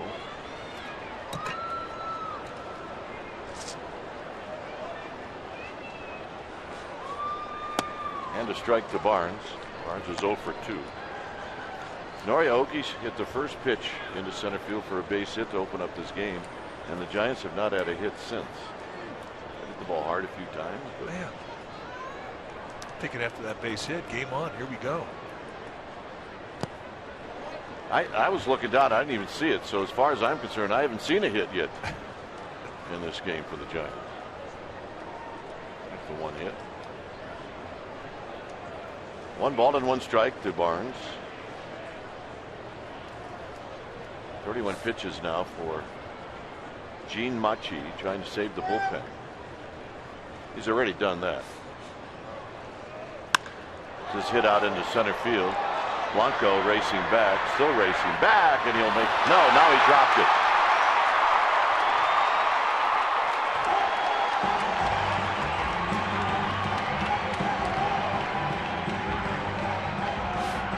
He's usually pretty sure-handed when he gets a glove on it. It's usually an out. Well, he really is, and I think he likes this ballpark because there's so much room to roam out here.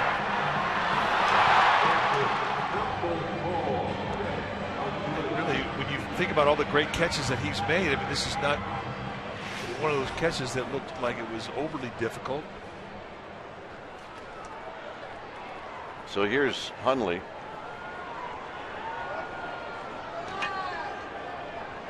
Hundley is 1 for 2. They ruled it a double, right? Yeah. Generous. I was shocked they didn't give Tulowitzki a hit. On the ground ball to Arias, although it was a clear error.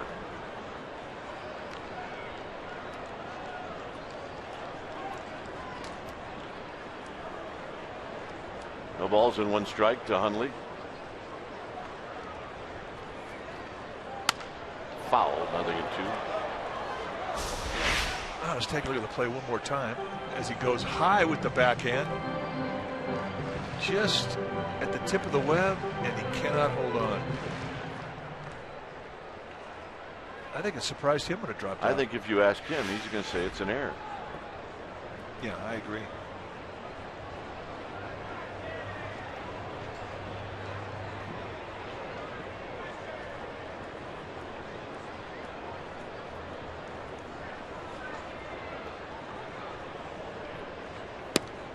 way outside. 1-2.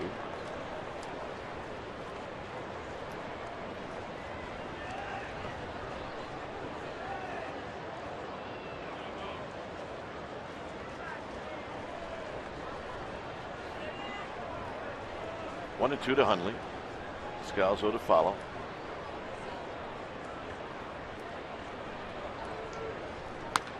Out of play.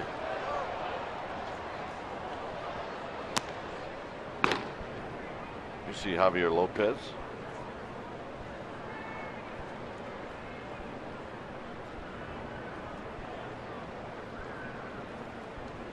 Well, as you pointed out, I mean, the goal was for Machi to just throw innings where other guys wouldn't have to get up. Doubleheaders, everybody's going to get some work, but there's a lot of work for that Giants bullpen coming into the doubleheader.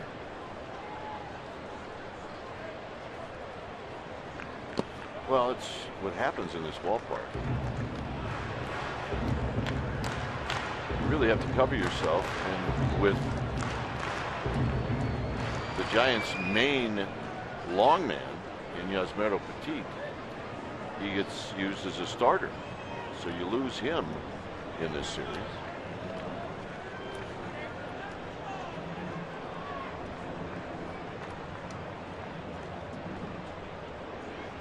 Two and 2 to Hundley. Well, and that's really how a pitching coach goes into every game.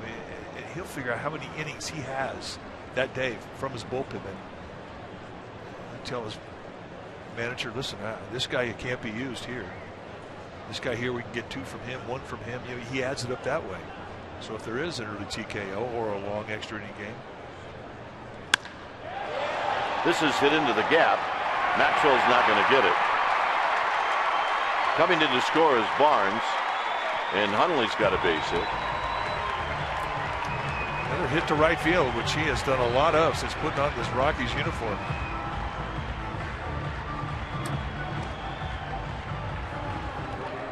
And if you're Bruce Bochy and Dave Righetti now, all you're doing is you're checking off outs, of which the Giants don't have one here in the 7th. They need to get 6 more outs. How many guys do they have out there that they can get 6 outs with? I mean, ideally, he'd love to get through this inning with Machi and Javier Lopez. You mix and match in the 8th. Here's Descalzo, who's 1 for 3. And he takes low, 1 ball and no strikes. It's also an opportunity here for Machi to work out a couple of problems he's had with the release point of his fork ball.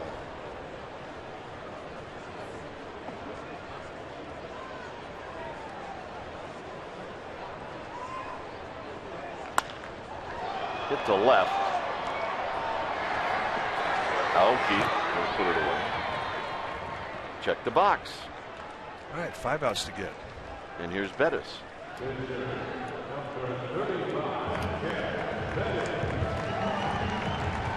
Well, when you think about what Dave Righetti has done, and this is his 16th year as a pitching coach, I mean, they've really been pretty good about avoiding injuries because of overusing guys.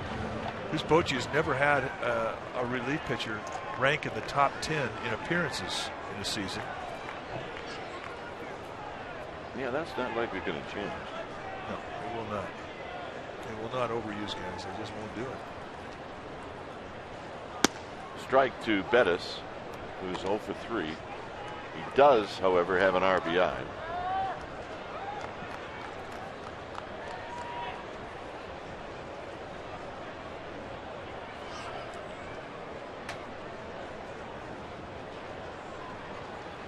And that pitch is wide. It's 1 ball and 1 strike.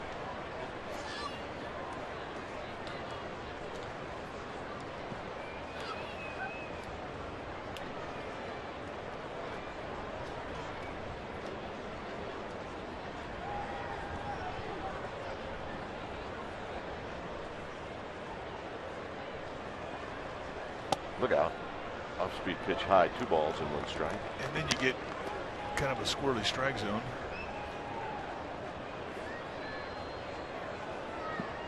And you throw a strike and you don't get it. It does upset you a bit. I'm not going to lie to you. It does. 2-1 pitch. Here it is. 3-1.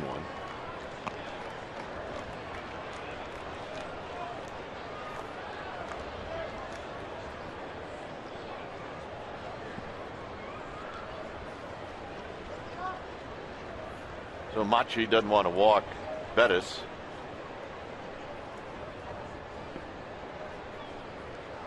And he throws a strike. It's 3-2.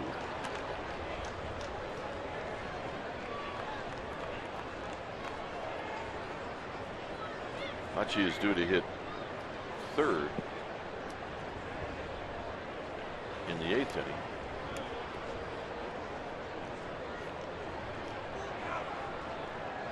Three-two pitch. Here it is.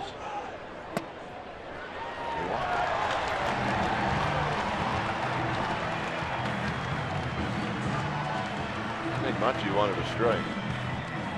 Yeah, he did. You don't want to walk the pitcher. And that's going to be the last pitch he throws. And he's thrown a lot of pitches. 46. So when it's time for a change, think Speedy Oil Change and Auto Service, your oil change tune-up and repair experts.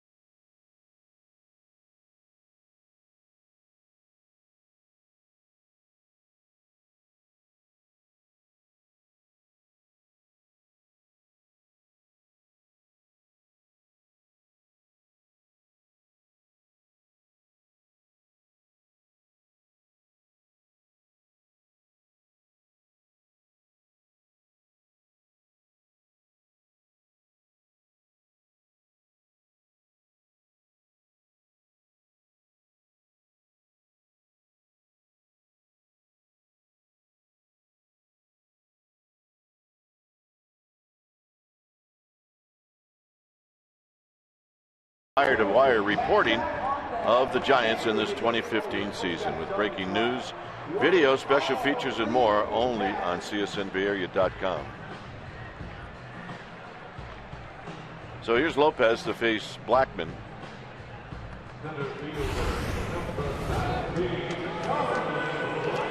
Numbers for Lopez, 22nd time he's come in. No record, 1.64 ERA. Javier Lopez, a former Colorado Rocky. Actually bought a home here. He and his wife Renee. They've since sold it. But he was here back in 2003, 4, and 5. Went to the World Series with this Rockies team. So here's Blackman. First pitch inside, 1-0. He went to the World Series, I beg your pardon, with the Boston team that played the Rockies. But nevertheless, he did wear that Rockies jersey. Yeah, it was Affeldt, I believe, that went to the World Series with the Rockies. Swing and a miss. All those left-handers, you know, they can I get a little confused. Act and look alike and speak and throw the same way. But Javier Lopez, one of the members of the core 4 group of that Giants bullpen, Affeldt, Lopez, Casilla, and Romo, who have 3 World Series rings with the Giants. But Javier Lopez has another one with the Boston Red Sox. Pulled on the ground, foul.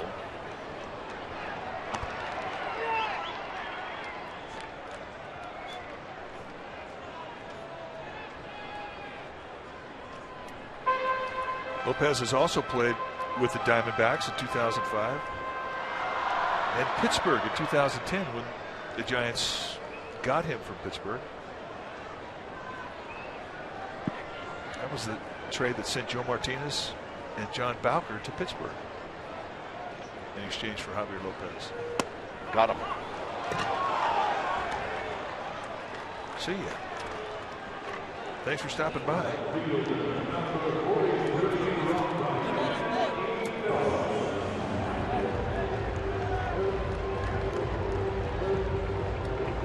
Here's Enoa.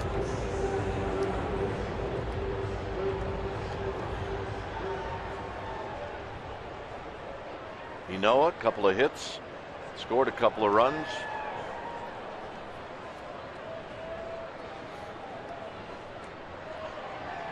And he takes wide, 1-0.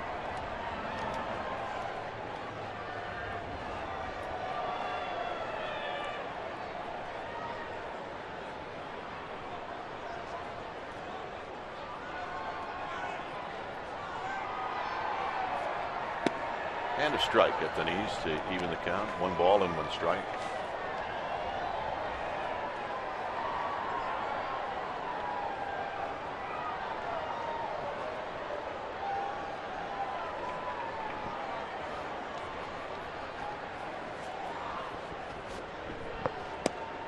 Lopez staying out there again and misses 2-1. Enoa has been feisty. We have not seen him take a bad at bat. And not just today, we're talking about the whole year. Yeah, he's been tough in all of his at bats against the Giants as he bounces this one off his foot.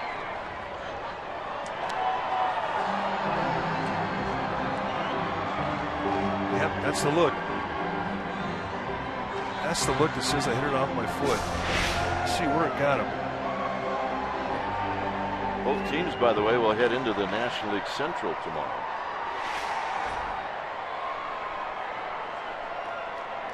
Rockies will play in Cincinnati, a day game. Giants will be in Milwaukee, a day game.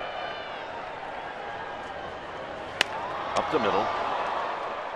And that'll end the inning. So Lopez comes in, quiets everything down, and we'll head to the 8th. It's 11-0 Colorado.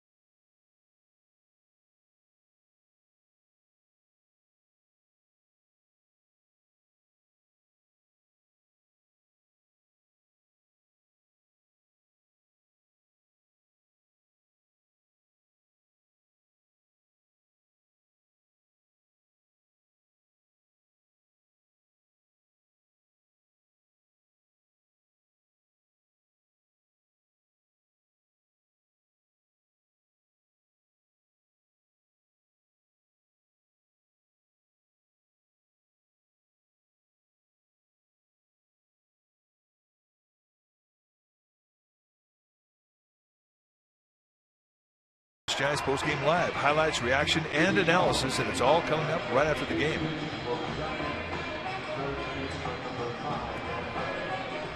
Rosario's now at first. Paulson, who was at first, moves to left. Enoa replaces Tulowitzki at short.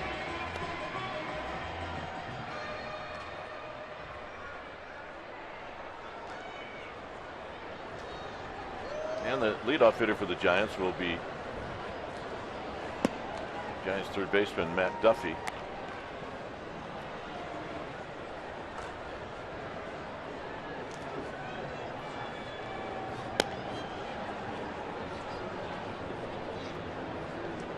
So far, the hit of the game for the Giants is a single. Well, first pitch of the game, boop, right back up the middle. And folks, that has been it. Chad Bettis has shut the door, and he almost caught that one.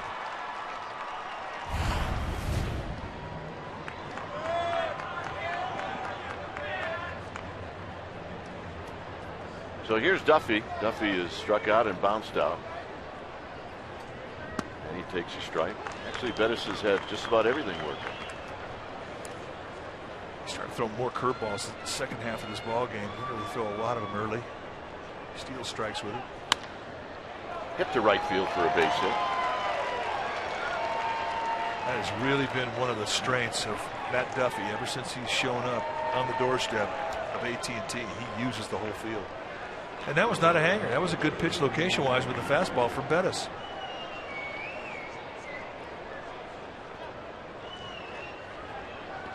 So here's Joaquin Arias, who's flied out to right field twice.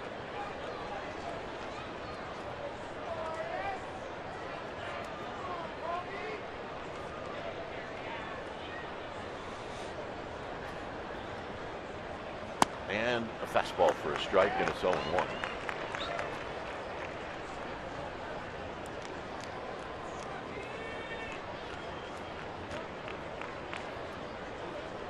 Andrew Susak is on deck. Swing and a miss, 0-2.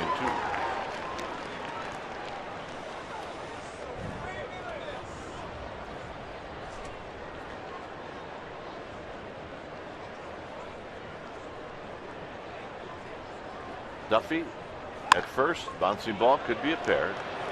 Noah to the scout zone, double play.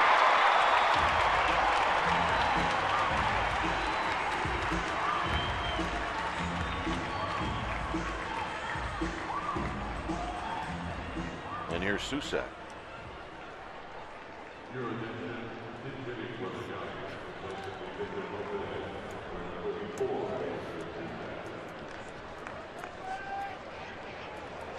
Susak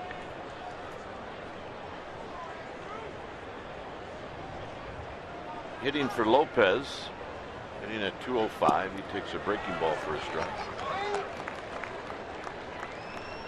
Well, even for Bettis, his pitch count very good. In the dirt. No, you're right. I mean, 84 pitches here in the 8th inning with 2 outs. Extremely good.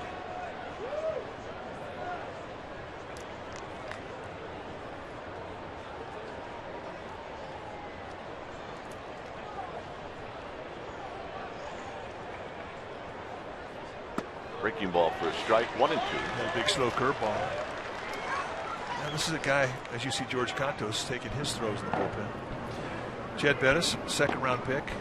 He's a guy that they've been waiting for. And that'll end the inning. Strikeout number 6 for Bettis. Bottom of the 8th coming up.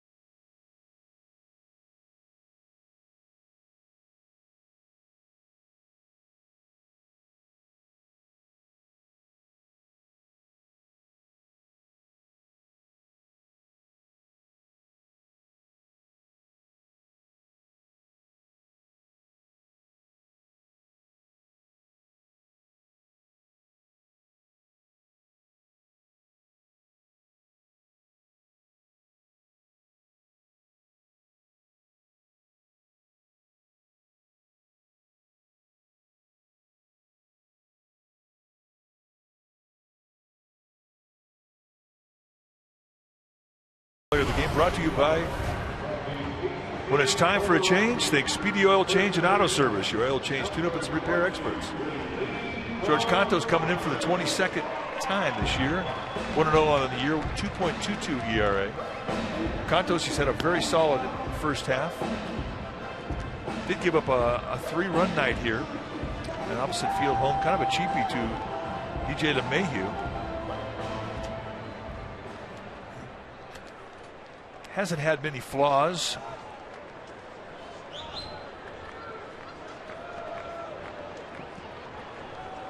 And Rosario is going to lead things off.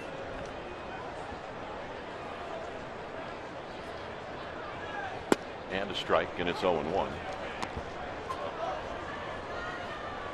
11 runs on 11 hits.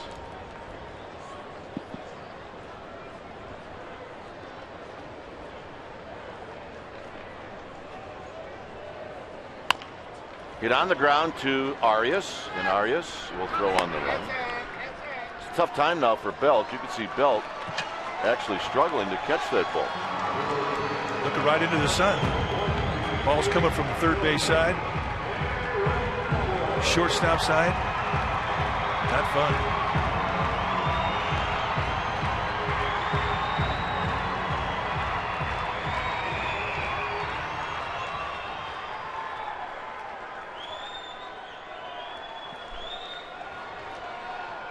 Arenado, a 4-for-4 day, 1 double away from the cycle. Big curveball is high, 1 ball and no strikes. Looked like a strike to me.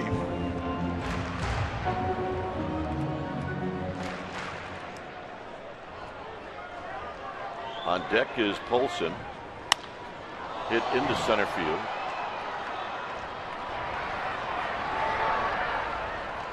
Two outs, and here's Polson.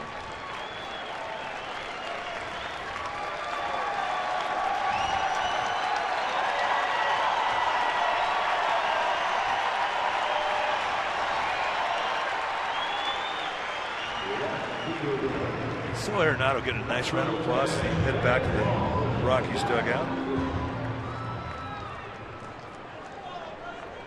Polson is hitless in 4 at-bats.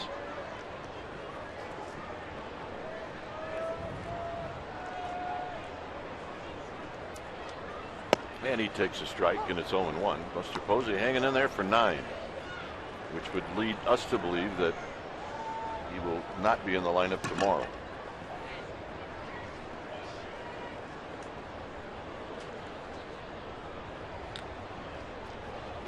Down low, 1 ball and 1 strike.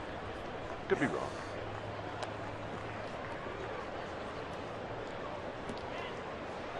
There's really only one little bit of drama left in this game for the Giants, and that's whether or not Buster Posey can extend his 15-game hit streak. Well, somebody's going to have to get on to allow that to happen. This dude hit 4th in the 9th. Off the plate, 2 balls and a strike.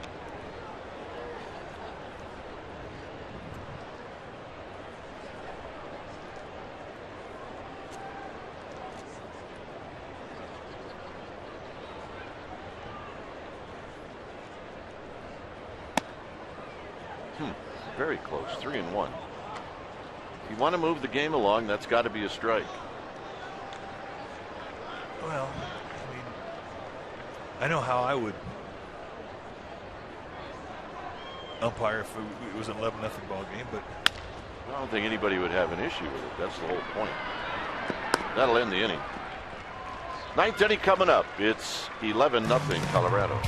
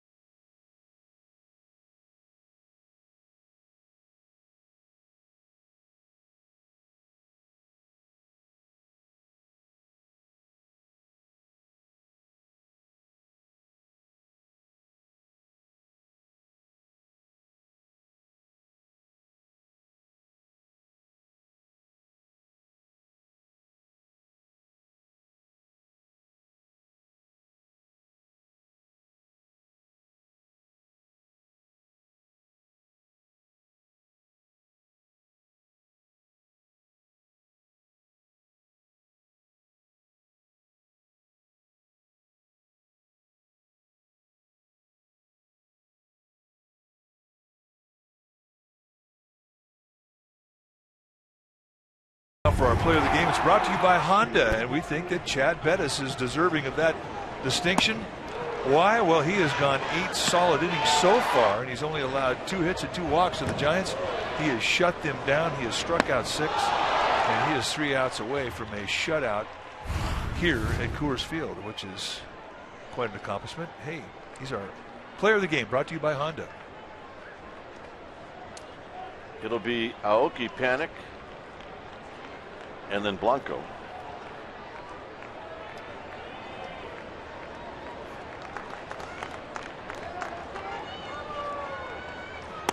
And Aoki takes a pitch outside for a ball. This day started with a 2-hour delay. 4:20 starting time. Foul down the right field line.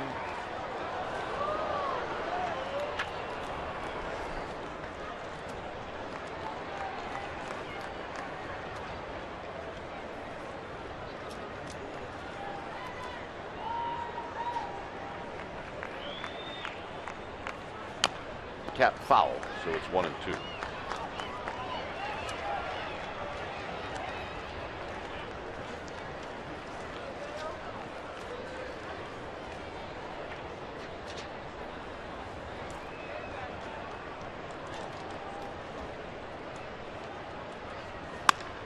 Hit to left and a base hit.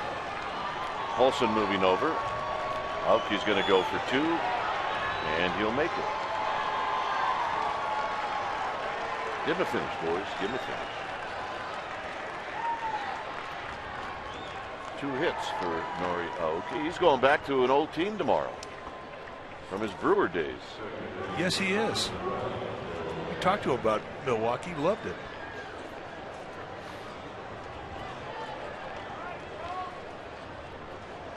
Here's Panic. Panic's 0 for 3. You didn't get into any specifics like brats or kringles or cheese, or you just liked it all?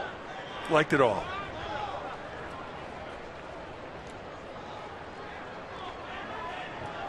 I mean, if you're looking for a little bit of Americana and you come from Japan, where better to find it than Milwaukee? In the Midwest. Here's the pitch to Panic, and he takes high, 1-0.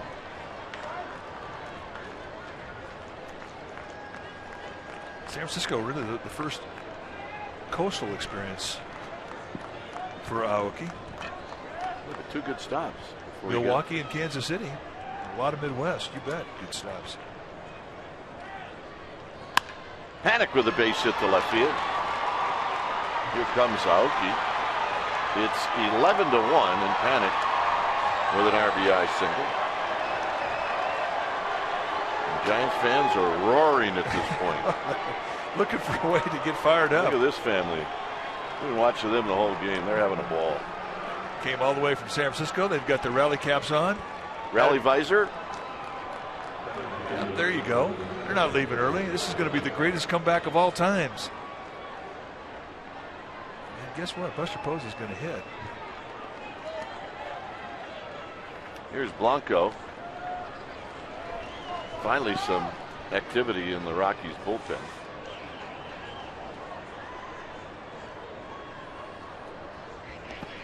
In the dirt, 1 ball and no strikes.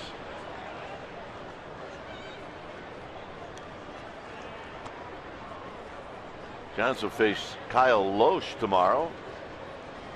The Rockies will face Jason Marquis.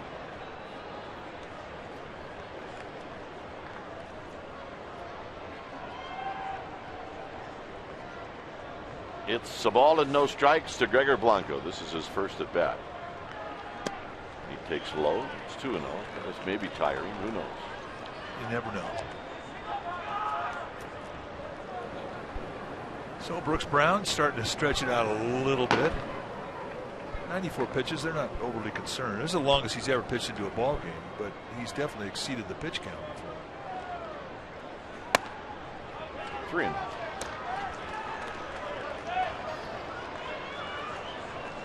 There's Buster Posey.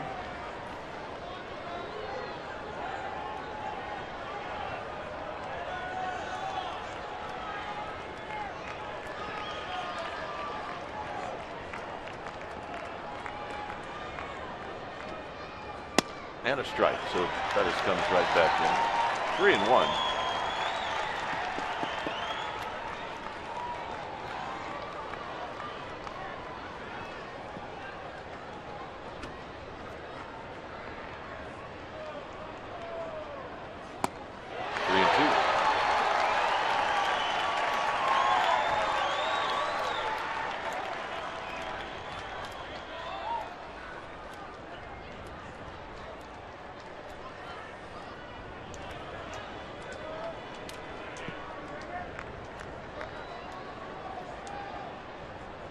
Anik at first.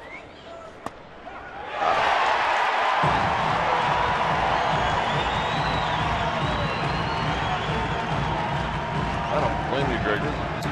No, he's been sitting on the side. He hasn't seen many high pitches called a strike, and here he gets rung up and costs him that on it. But it's definitely close enough to where you have to protect it with 2 strikes. I agree. So here's Buster Posey. Buster lined out to Arenado in the 7th. Swing and a miss. No balls and 1 strike. It's still a good fastball for Bettis, and that's pitch number 99. They've been at 94 all day long, and that was at 94 miles per hour.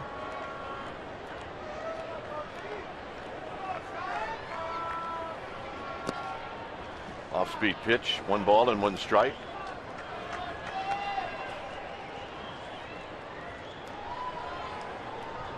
Belt to follow. The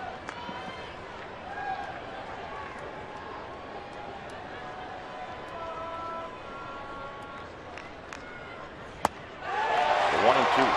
2 fastballs by him. Well, that's not an easy thing to do. Posey, an excellent fastball hitter. But those 2 fastballs were right through him.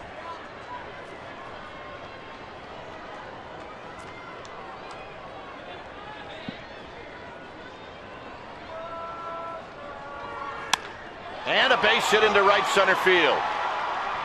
Anik is going to put on the brakes. Buster Posey said, I'll have none of that 3rd fastball in a row, and that extends his hitting streak. That's why they give you 3 strikes.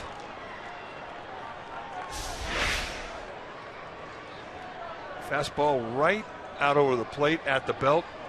Easy area to defend. He takes a little off, goes to right. We've seen him use this side of the field a lot through his 16-game hitting streak. And he may look back on this at bat. Might be something that means so. I mean, when they have that day for him for that 57-game hitting streak. That's exactly right. Could happen. So Walt Weiss is coming out. Even with a 10-run lead, Walt doesn't move that quick. You're going to see if Bettis can talk himself into staying to face Belt. And he does. Can't get on Walt too much. Did he not have his appendix taken out just recently? He did.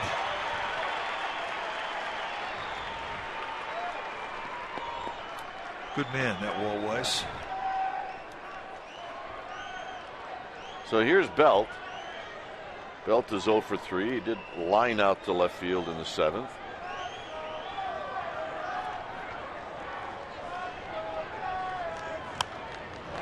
It's a challenge fastball.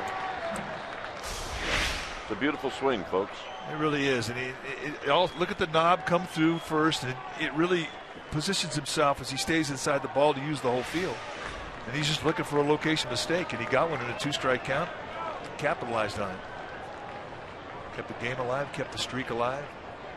Belt down the right field line, and this is a fair ball. Panic's going to score. Buster's going to be held up at 3rd, and it's now 11-2.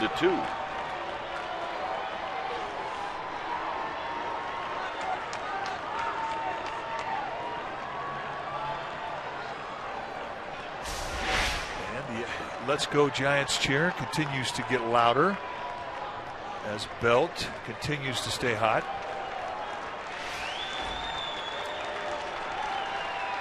So Bettis is going to get a nice round of applause when he departs.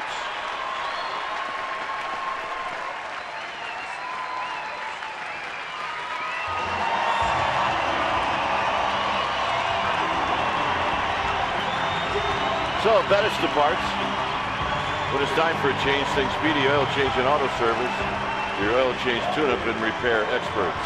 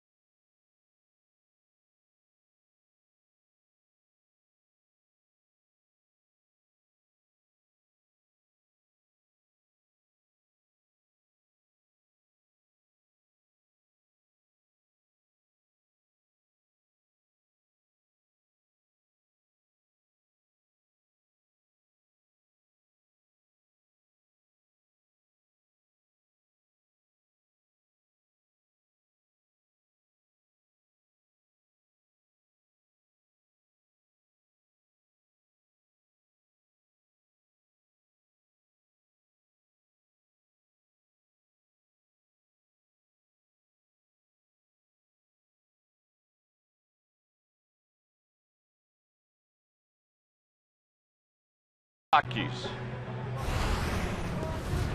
New pitcher now for Colorado will be the right-hander Brooks Brown. 14th time that he is coming in. 0-1 with a 4.40 ERA. Brown's got a fastball he'll do a couple things with. A couple breaking balls. Curveball and a slider.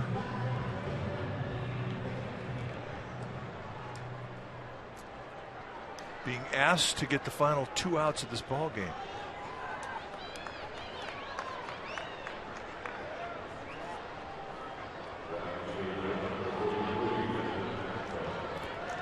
So here's Maxwell. Maxwell hitting in Pence's spot.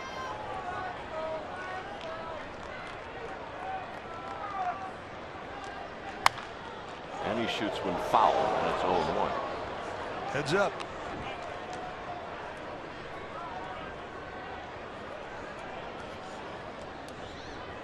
Posey at third.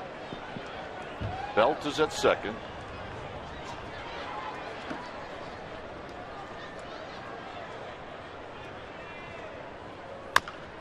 On the ground, Arenado's going to come home, and Posey's out at home.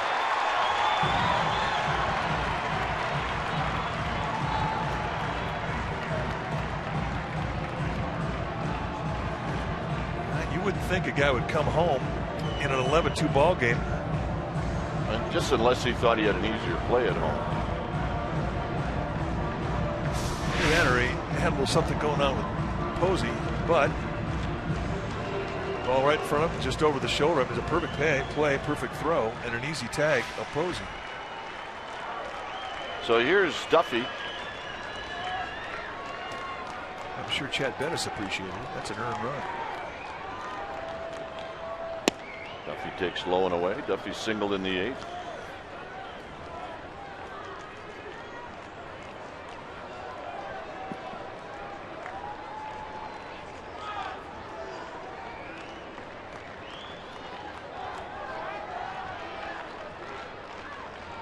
And a breaking ball, a hanger, 1 ball and 1 strike.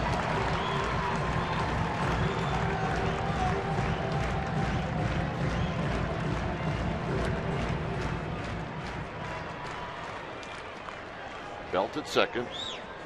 Maxwell at first.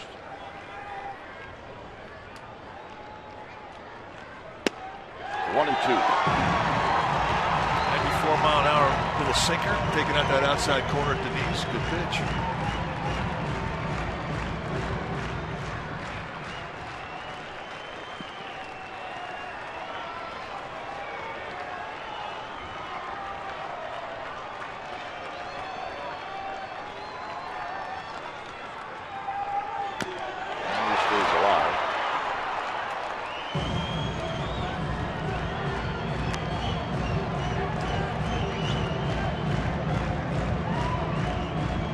Arias to follow. Panik an RBI here in the ninth. Belt an RBI here in the ninth.